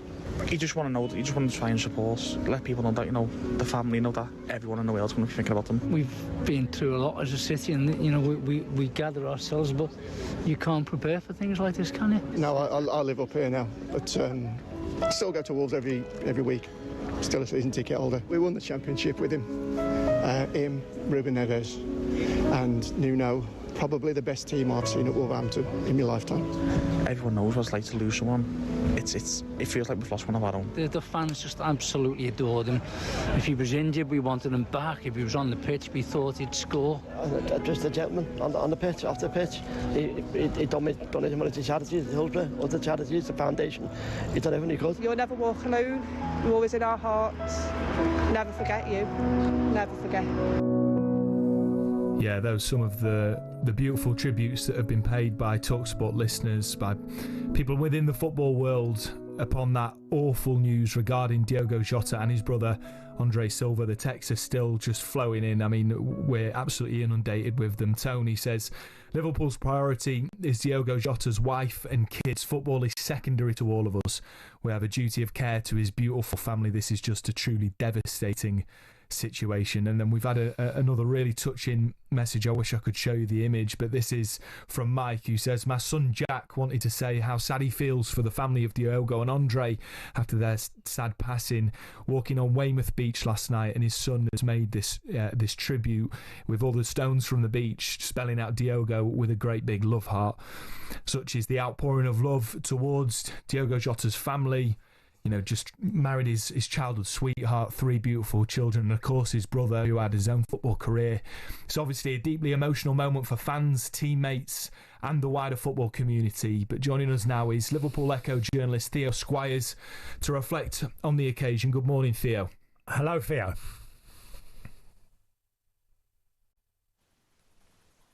Can you hear me okay? Yeah, we can now, Theo. There, great. Theo. Yeah, thank you. That's great. Theo, just what can you tell us in terms of, we're aware that the funeral's taking place, I believe, next hour, and that the Liverpool teammates have flown out there to be there for that. Yeah, so Liverpool were originally supposed to be reporting back for pre-season training this weekend. Really, the first players were due back on Friday, and then they're going to gradually peter out over the rest of the weekend. But as soon as this comes through, that was all postponed. It was about making sure they all got the support they needed, and a number of them have travelled to Portugal for Diogo Jota's funeral. We saw Darwin Núñez, I think, the first one to arrive, and then Virgil van Dijk leading a group in late yesterday evening, last night, including former Liverpool captain Jordan Henderson, James Milner and Kevin Kelleher as well. Like, so many of these players obviously want to be there. He's such a loved member of that squad. Yeah. No one will have a bad word to say about him. And we've seen this morning a tribute from Alisson Becker, who's obviously heartbroken that he can't be there.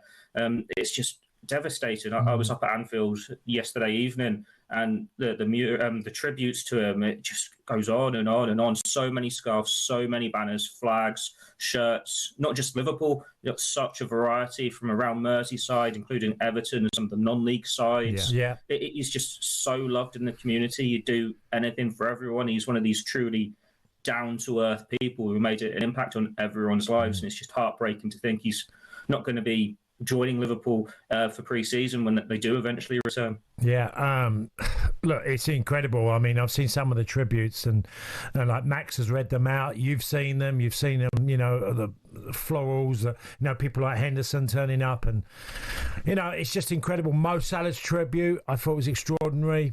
Great words, how it's affected a club, and then you go to the bigger picture, international, Portugal. It's just words from all across the planet about how sad an episode this has been. Yeah, definitely. Like, it's such a hard moment for all of football, really, isn't it? Because Diogo Jota, if we take the tragedy away, he's had the summer of his life. He's just won the Premier League. He's just won the Nations League with Portugal. He's just married his childhood sweetheart. And he's 28. He's in the prime of his life. Going into the next season, Liverpool want to win those honours again. It's a World Cup year. He wants to go and win even more with Portugal. And it's just all been taken away in such cruel, traumatic manner. I've seen so many high-profile people turn up at the wake yesterday. I'm sure there'll be even more at the funeral today. I've seen the pictures this morning of Roberto Martinez there, obviously his international manager. It shows how cherished he was and how loved he was. And your heart goes out to the players who can't be there, who are currently, say, playing in the Club World Cup. Like, we saw those heartbreaking scenes yesterday of Cancelo, Pedro Neto, Ruben Neves. This isn't just a colleague. This is it's brotherhood, isn't it? You'll know, Tony. Football, the dressing room, it's family. So to have one taken away so suddenly, so shockingly, I don't know how they can go out on that pitch. There's no right or wrong way to grieve, but to be in the headspace to carry on, it's remarkable. Yeah, and Theo, that's something obviously we're going to be. We'll find out how the club and the play. It's not. This isn't something that is normal by any stretch of the imagination, and it's going to be incredibly difficult for the team to be able to recover.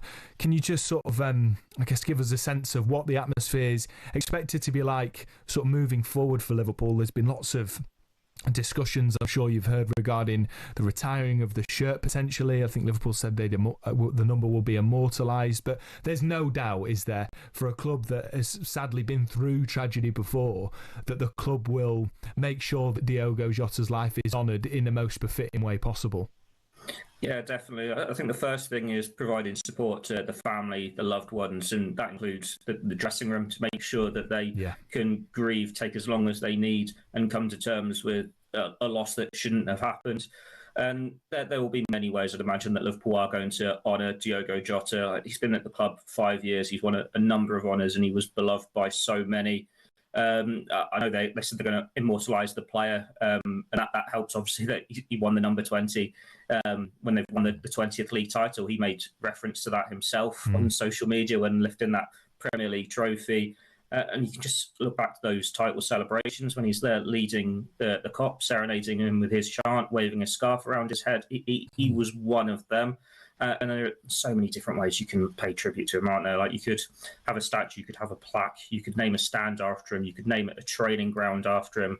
But when the players do return to action, obviously you'd assume there'd be black armbands or undershirts. Yeah, it's just whatever they feel is a right tribute for Diogo Jota, because he won't be forgotten. Liverpool's mantra is, "You'll never walk alone," for a reason. He is this number 20 Liverpool player for eternity now, part of that family. And he has made such an impact on their lives over the past 5 years. It's just now finding a fitting way to pay tribute to him and to find a way to carry on in a positive way. Like, you've still got at some point to return to pre-season, to return and look ahead to the new season, and that is going to be so hard for them.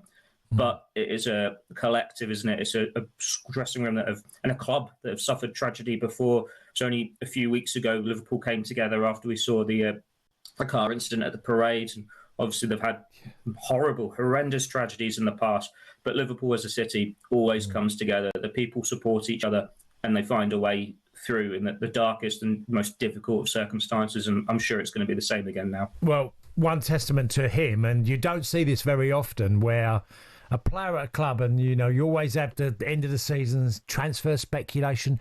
No one had mentioned Diogo Jota leaving Liverpool. Yeah.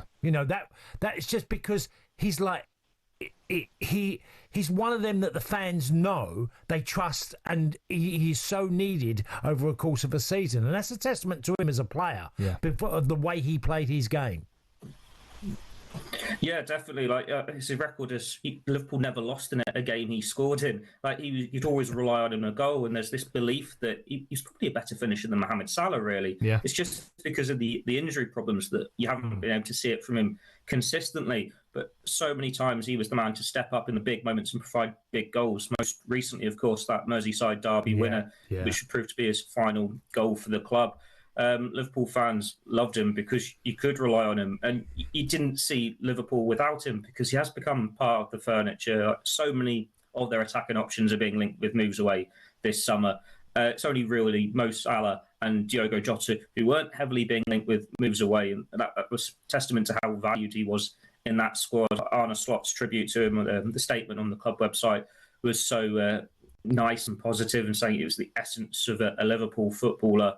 It's just heartbreaking for them to come to terms with this and try to find a way to move on without him. And it's going to be so difficult when they do come back to pre-season and try and start the season without him, because he was just always there. Whenever Liverpool needed a goal, either off the bench or from the start, there he was. Like, we saw it against Nottingham Forest away back in January, was it? When Costa Tsimikas referenced it in his tribute, that they were coming on and they were joking, right, you cross it, I'll score it. And sure enough, that's what happened with the corner. He was just someone that everyone loved, and Liverpool Football Club could always rely on to do the business. Theo, well said. Thank you so much for coming on, mate. And also, I know how difficult it is also to cover stories like this, and I imagine it's been really difficult for you. So I hope that you're well. Thank you so much for coming on. Thank you, guys. That's Theo Squires, a journalist from Liverpool Echo. That's us reflecting on the life of Diogo Jota ahead of the funeral taking place today. We understand lots of the Liverpool squad management staff are there for that. You're listening to Game Day Breakfast.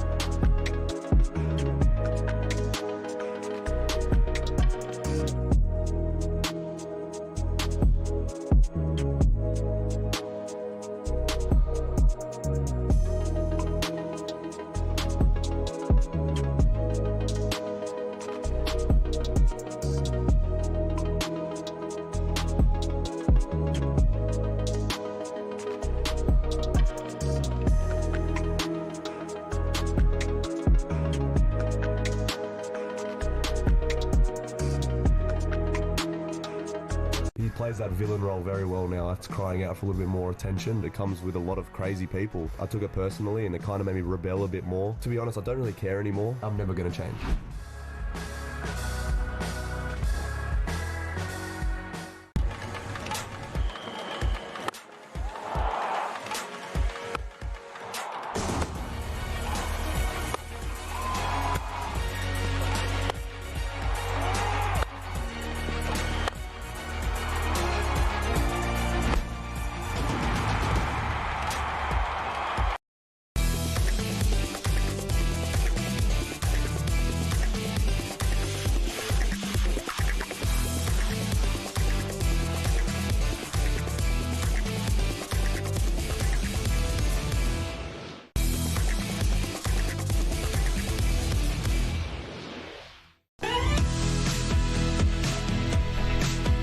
Good morning, how are we? You're listening to Game Day Breakfast on talkSPORT. Of course, we're also live on YouTube and your smart TV. I'm Max Scott, and alongside me, Bromley's finest export, Tony Cascarino. Right, time now to get our teeth stuck in to a big issue here. Some news coming out of UEFA late last night in regards to FFP. Chelsea and Aston Villa have been fined by UEFA for breaching the European governing body's financial rules. Chelsea have been fined €31 million and could be fined a further 60 if they don't comply with the rules in the next 4 years.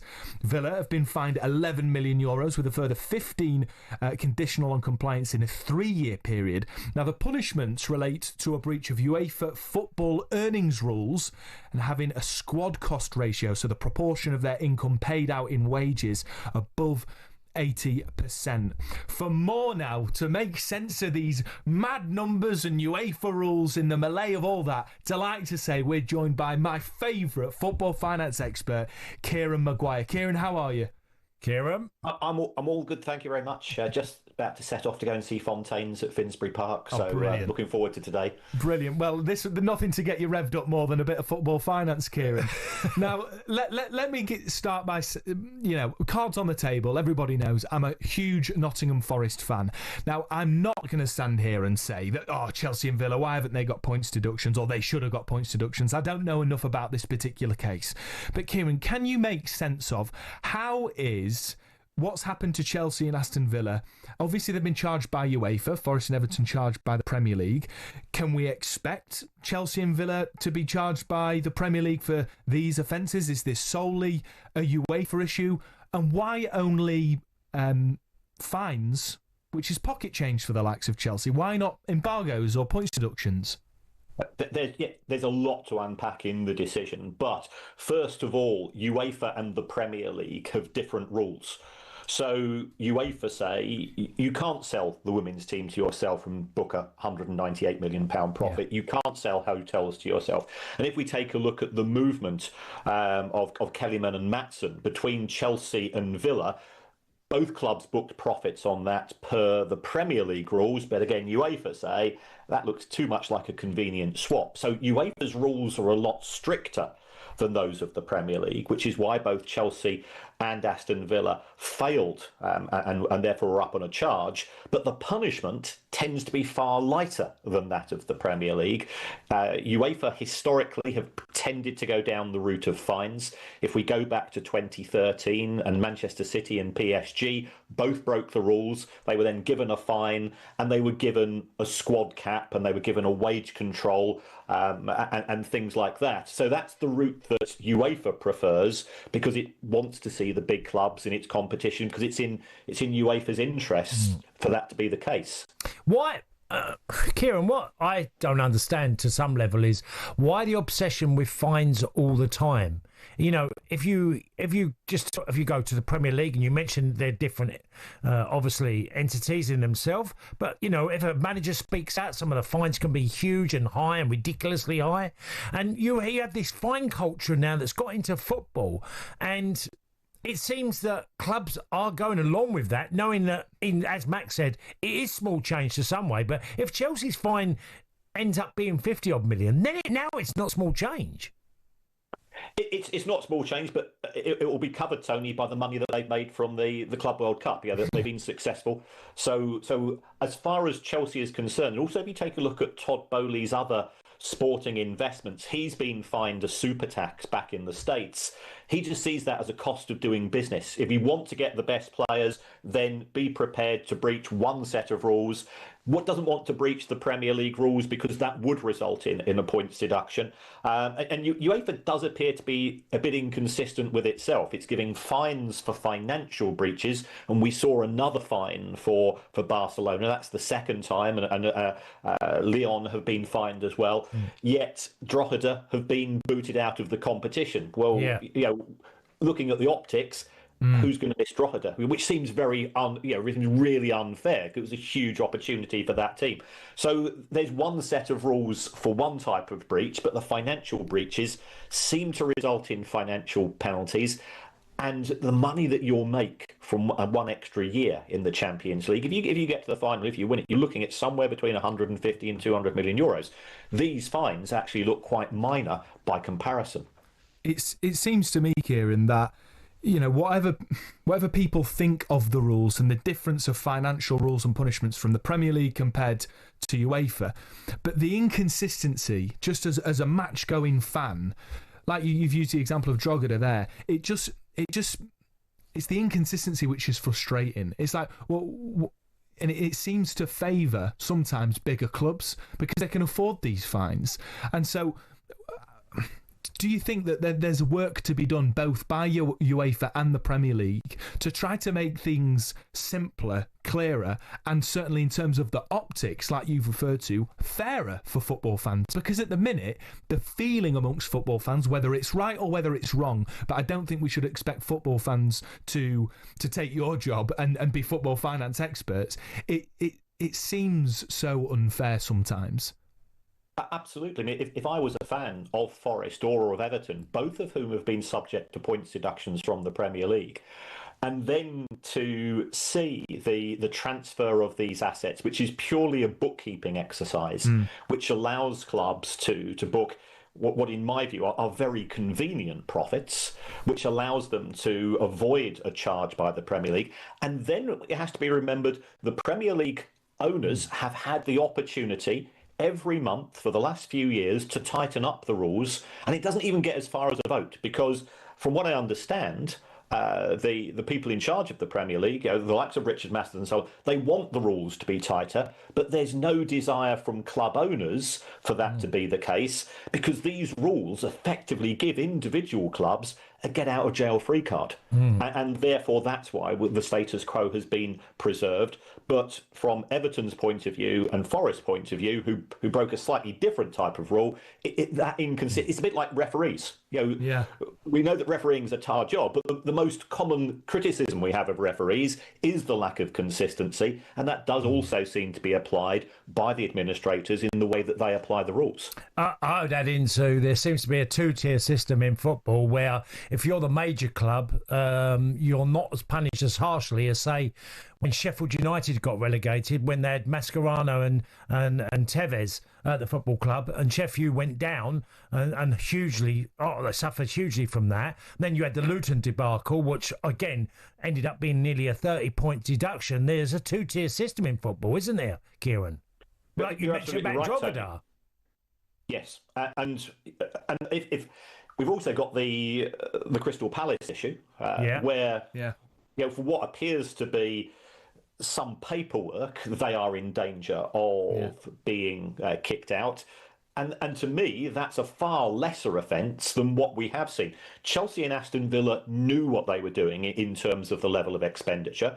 And I'm not saying that what they did was wrong, because my personal view is that if I was Aston Villa and I was an aspirational and an ambitious club, you should be allowed to spend more money, provided that's backed up by the owner. So I think it's very harsh on the clubs to begin with, but it's crazy that you can have some clubs kicked out, you can have other clubs having points deductions, and a financial penalty of, even if it is 20, 30 million euros, compared to the riches of the Champions League and also the potential to qualify for the Club World Cup in 2029, are huge. Absolutely. Kieran, thank you so much for sort of making sense to what is always a really confusing topic, and enjoy your gig at the Fontaines. I wanted to ask you about my next mortgage as well, Kieran. Cheers, Kieran. Cheers, Kieran. Absolute pleasure. No, right. That is the legend. It's great. Yeah, ever get someone on like Kieran. Absolutely. Yeah, we need him. We need him to explain these things. But it is a two-tier system. You've had clubs with nowhere near the same muscle and clout in football that are getting punished harshly, like Drogheda, because that's a great example. But then you can go back to Sheffield United, what happened then, and Luton Town. Was it West Ham with Mascherano? Yes, it was. Yeah. It was third-party ownership over players, and they should have gone down West Ham at that particular time. It's nothing against West Ham. It's just that the smaller club, or the deemed smaller club at that period, suffered more than the club that's come out of it better off. Yeah, no, absolutely. Well, we will keep tabs on that one as that story continues to unfold. We've got a few more texts coming in. Remember, the text topic is your sorest loser moments. I'm not sure about this one. This is from Andreas from Chelmsford. I don't know if he's the sore loser or the person he's talking about. He says, "Hi guys, great show. I turned up to our semi-final wearing a pair of moody Puma Kings." I don't know what moody Puma Kings. No, like an angry Puma Kings were great boots. Great boot, yeah. So he's wearing his Puma Kings I brought from Dagenham Market with Puma prints all over them. The team captain, who hated me because I was dating his ex-girlfriend, gave me a hard time in front of all the lads in the changing room about my boots. And rightly so, he says. But I went on to score a hat-trick, which put us through to the final and put on my match-winning performance down to the Puma Princes. I mean, he's not the loser there, is he? No, it sounds like win-win. He needs his mate's girlfriend. He needs the girlfriend and he scores a hat-trick. Andreas, I mean, congrats on the hat-trick, congrats on the misses, but you're not the sore loser. You are the winner there. So we got some great texts coming in. We'll bring some more of those after the break, but we've got to head to the break because up next we're going to head back down under as the brilliant Alfie Reynolds is in situ for the Lions' warm-up game against the Waratahs.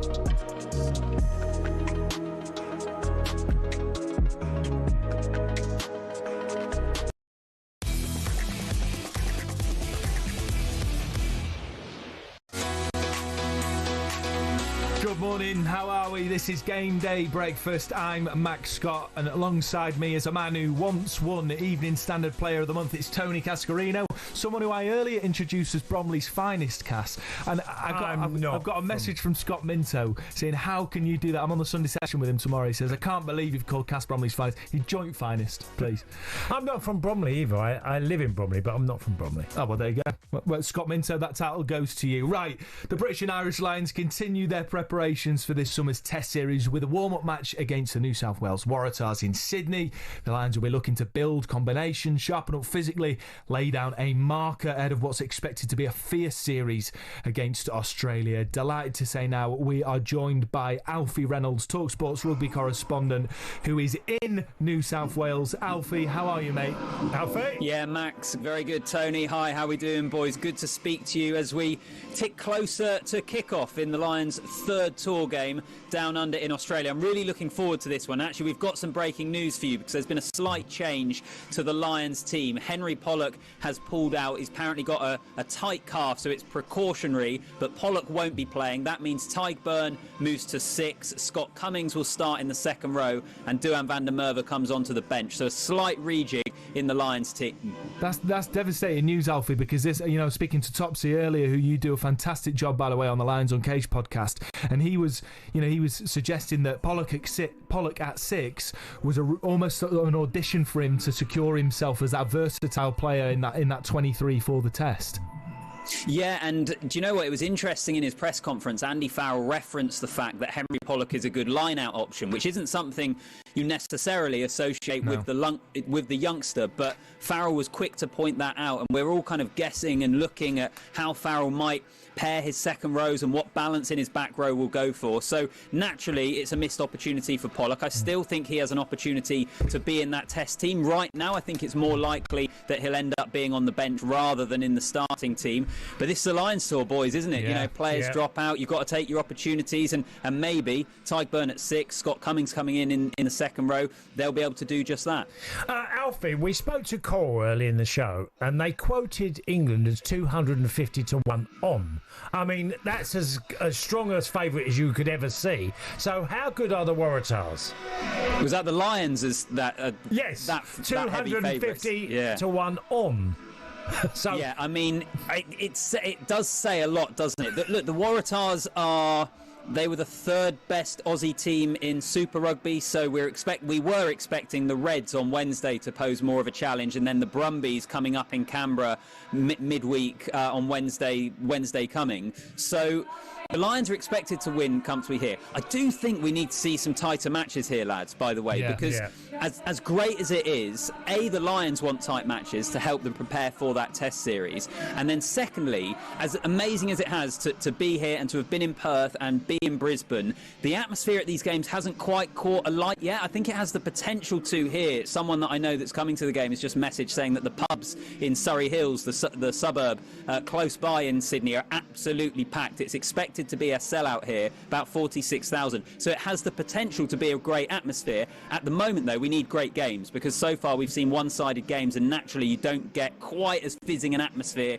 as you would expect. So look, the Lions are favourites. They should win here. Let's hope it's a much closer game than what we've seen in the first 2 tour games. Well, on that, Alfie, the Waratahs are expected to be pretty physical. I mean, how important is it for the Lions to face, like you say, that kind of intensity, but without getting the injuries we've seen devastating, regarding Thomas Williams, Elliot Daly. Hopefully Henry Pollock's going to be all right. Sounds like he will, but we want that intensity, and we think we're going to get that from the Waratahs. Yeah, hopefully. They've got Taniela Tupou in the front row, I was a little surprised that Australia released him to take part in this game, because at his best, he's an absolute game changer for Australia. Incredibly powerful. His ball carrying is exceptional. His form hasn't been quite as good this year, and I wonder that's why Joe Schmidt, the Wallabies head coach, has released him to give him some game time, and at the moment maybe he's not right at the forefront. So there will be challenges for the Lions here. I think that what we've seen so far in the first 2 tour games, lads, is both the Western Force in Perth and the Queensland Reds in Brisbane come out the blocks absolutely steaming, full of energy, intensity, and they just can't keep it up. And they're playing against a matchday 23 that is packed full of the best players from the Northern Hemisphere. So naturally, the quality and the physicality of the Lions shines through. I think the Western Force will be bang up for this. They will pose a challenge. As I've said, I expect that the Lions should win once again. Alfie, I'm going to put you on the spot here, and I haven't Googled it, but I want to know what Waratahs, does it actually mean? Is it an emblem or something? Or what is a Waratah, Alfie Reynolds? Gee, do you know what? My Australian wife is going to be absolutely fuming with me for not knowing this. Yeah, you've absolutely done me there, Tony. I'm going to say, is it not a flower? I thought it was That's a flower. my guess. I think it's a flower. I could be wrong, and Rach, I'm really sorry. Alfie, back to the rugby. Sort of any names you're keeping a close eye on in terms of players that have really got something to prove, because we know that the Lions squad is stacked with world-class talent, and this, including this game, there's only 3 more warm-up games, so we're really getting close to the actual start of those test games. What players do you think have got something to prove? I think of Jack Morgan, who was great last time out against the Queensland Reds. Who's on your radar? Yeah, do you know what? It's such a great question, because we're always thinking about the first test throughout all of these tour games and who's going to play. And I look at the Lions at the moment, and I would say Dan Sheehan will start at hooker. Mauro Itoje, the captain, will start in the second row. I think Jamison Gibson-Park probably starts at 9 and Finn Russell probably starts at 10, although the Owen Farrell news this week has thrown a spanner in the works, but I don't think he'll be playing in that first test. But outside of that, maybe James Lowe on the wing. There aren't too many positions that I think are totally locked down. I think particularly for this game, the big ones to keep an eye on are Hugo Keenan at fullback, because we haven't seen him yet. He's been injured, so he comes in. And Blair Kinghorn, who we also haven't seen, although he joined the tour late because he was with Toulouse in the top 14 final, so wasn't able to join the squad until after that game. We're seeing both of those players for the first time. The question for Keenan is, what's his fitness like, because we haven't seen him play for a long time. Kinghorn, it's not a fitness issue. He's been playing in Toulouse. He's played loads of rugby. It's, has he been able to get on page with what the Lions are trying to do? Because he came in the other week, or was it, I lose track of time, we're flying around so much. The start of the week, he joined up with the Lions and he came in completely fresh. So how well has he been able to learn that game plan? Those, for me, are the 2 players that I'll be really keeping an eye on tonight. Go, Max. Well, one thing I was gonna say, Alfie, I heard that on the Lions Uncaged that you'd spoken to Tommy Freeman, and he's a player I admire, not just because he's become a fantastic player, but his history and his sort of battle with diabetes and how he's sort of come out and talking about that. For me. And I'm certainly, I'm not a rugby expert, but now we're converting you though. You are, mate. You are the sole reason I'm becoming a big rugby fan. He seems to me as a nailed-on starter. Like, do you think he's looking in that direction to be a starter come the tests? Definitely. Put it this way, I don't think Tommy Freeman, both this season with Northampton and what we've seen from him in a Lions jersey, could be doing any more at this moment in time. The problem for him is I think there's a good chance James Lowe will start on the left wing. And then it's between Freeman and Mac Hansen, I think, for who starts on the right wing. And Andy Farrell, after the Western Force game, said Mac Hansen was the best player on the pitch by an absolute mile. He always picks him for Ireland. They've got that relationship. So I don't think Tommy Freeman is doing anything wrong at the moment. It's just whether he can dislodge Mac Hansen. I think he could. He's definitely playing well enough, but that would be the only doubt in my mind. Alfie, brilliant stuff as always. Alfie. Thanks so much for joining us. Nice one. I'll Google what a Waratah is. I think you're probably spot on. That is. Let's hope so. That's Alfie Reynolds live from Sydney ahead of talkSPORT's live exclusive coverage of the British and Irish Lions against the Waratahs in Sydney. You're listening to Game Day Breakfast.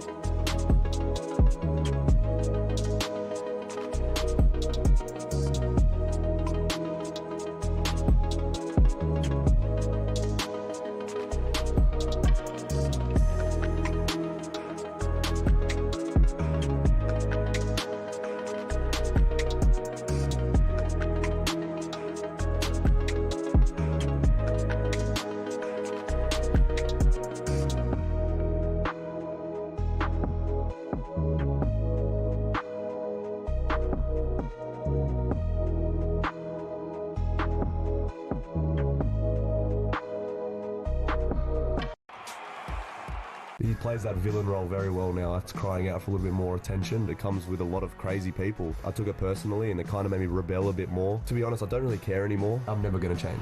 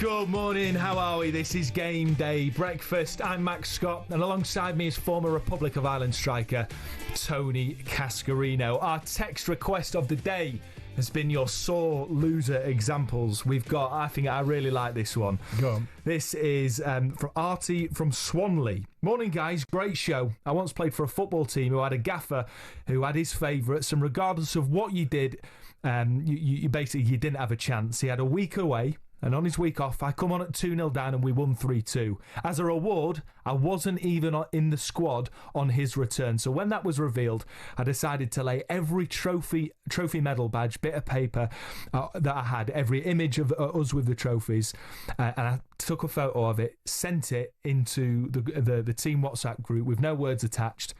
The good sport that I am, I went along with it. I watched the entire game, entered the changing room to a hero's welcome. It was at that moment he'd lost the dressing room. And that was goodbye to the gaffer. Yeah, we've got some really good ones. One of my favourites was from Jill, of course, who texted us earlier in the show to say that the hockey ball was stolen off her in a game of hockey illegally. They went on to score the game winner, so she chased her down with a hockey stick and wrapped it around her ankles. Oh, we do love Jill. She messaged in saying, brilliant show, we want you on more, Max. Don't worry, I'm on the Sunday session tomorrow. She says, please don't end without mentioning the greatest cycling race of all time. Starts today, the Tour de France. Yeah, very good one there. And then last one, what have we got? We've got so many here. Oh, here we go. A few summers ago, my mate and now golfing idol, he refuses to name him, but suddenly began sweeping the boards every Sunday. He said he was driving, chipping, long irons, puts were all on point. There wasn't a shot he didn't have in the bag. As much as I enjoyed watching the emergence of this birdie machine, I wasn't happy about paying out every single week, so became a dad hand at kicking his ball in the water whenever there was a chance when he wasn't looking. That's Tom, Birmingham Fran, and second place golfer. Have you ever done that on a golf course? Just sort of stood on the ball or chucked it into the rough? No, some players do it to you, though. Donald Trump does that, I've heard. Well, yeah, I'm sure he does quite a few things on the course, but yeah, there is a little skullduggery that happens on a golf course. There has to be. There has to be. Right, it's the final section of the show, so of course it's time now for this. What is the answer? No debate from me. He's not telling the truth. I think about that hour ago. Yeah, I think about that. It's baffling me. I'll be shocked. I don't agree with you. What could it be? It might take a couple of weeks to think about it. I don't think there's any debate. I know the answer. Perfect cocktail. I kept thinking to myself, bonkers.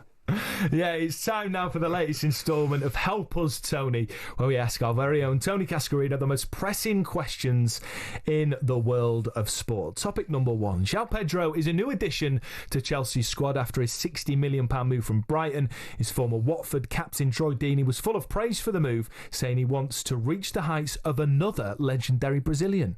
He is all or nothing, João. He's an exceptional football player. I think the misconception of him is that he's a troublemaker. He's absolutely not that at all. He's passionate. He's energetic. He wants to win. He wants to play every minute of every game. But I think at Chelsea now you're going to see the real João Pedro, which is one that enjoys competition, one that believes he should be starting for Brazil, and one that wants to go and show you guys, this is who I am. I've seen this player since he was 18 years old, and the mentality has not changed one bit. It's always been, I want to be the best. I want to play for my national team. I want to be the new R9. I think the business that Chelsea has done this summer has been exceptional so far. Well, high praise from Troy Deeney. So, Cass, can you see him being that big of a success, like he described, an R9 type of impact, if you like? Well, I've watched him a good few times. Very versatile. Yeah. There's no fixed position for João Pedro.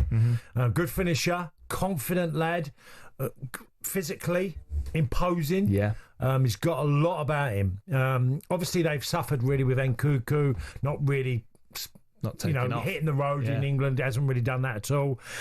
It'll be a great signing for Chelsea, and I think you add in Neto in there, you add in Delap, you add in Palmer. You've got a lot. I think Chelsea are going to have a really good side next year. I don't think they'll win it, but I actually do think they're a little bit of a similar story. No one's talking about Chelsea winning the title, and last year, if you go back to last summer, no one was really saying Liverpool would win the title. And I feel like Chelsea are close to that sort of conversation where Pedro will give them a lot. And their midfield is great. Yeah. Their midfield of Palmer, Fernandes, Caicedo, Lavia, great midfield. I think the heart of their defence, and the obvious one, a goalkeeper has been the massive issue. But Chelsea are very close to having a great side. So you're saying they're maybe outsiders for the Premier League title title next next season? A team that are not really the conversation of winning it. I think they could easily become that during the course of the season. Wow. They still have to tie up a couple of positions, but I think they're capable of giving Chelsea are being a good side. They've got a lot of good players in. Their wing-back areas are great. They've got a great midfield. I think now with Pedro coming in, it adds even more firepower to Neto. I think a talented player, Palmer. And Delap, I think they've really got a lot going for them. High praise from Tony Cascarino, suggesting potentially Chelsea outsiders for. I don't think they're as good as Liverpool. No, let's get right. I don't think they're as good as that. But Liverpool were in this position this time last year. Yeah. They were no one was. It was all Man City, maybe Arsenal, and then Liverpool. And I think Chelsea are what Liverpool were last year. That third, and they went on to win the league. And they went on to win the league. So maybe Chelsea can. Yeah. Well, I wouldn't rule them out if they get them other couple of positions fixed up. They'll be close. Wow. Okay, next topic. Earlier on Breakfast this week, Alan Brazil and Ray Parlour could not get down to the bottom of one of life's true conundrums. Jaffa cake? I think it's a clue. I think it's a biscuit, mate. Do you? Yeah. Well, it's a clue in what they're called. Jaffa cake. No. But a cake is a sponge or a. Well, it is quite spongy, isn't it, Jaffa cake? Yeah, but they're tiny. They're not like you just said. What did you have? Digestive. Yeah. Which is a bit more proper, harder. Biscuit. Yeah, biscuit. They're a lot more spongy, aren't they? Yeah, that's ridiculous.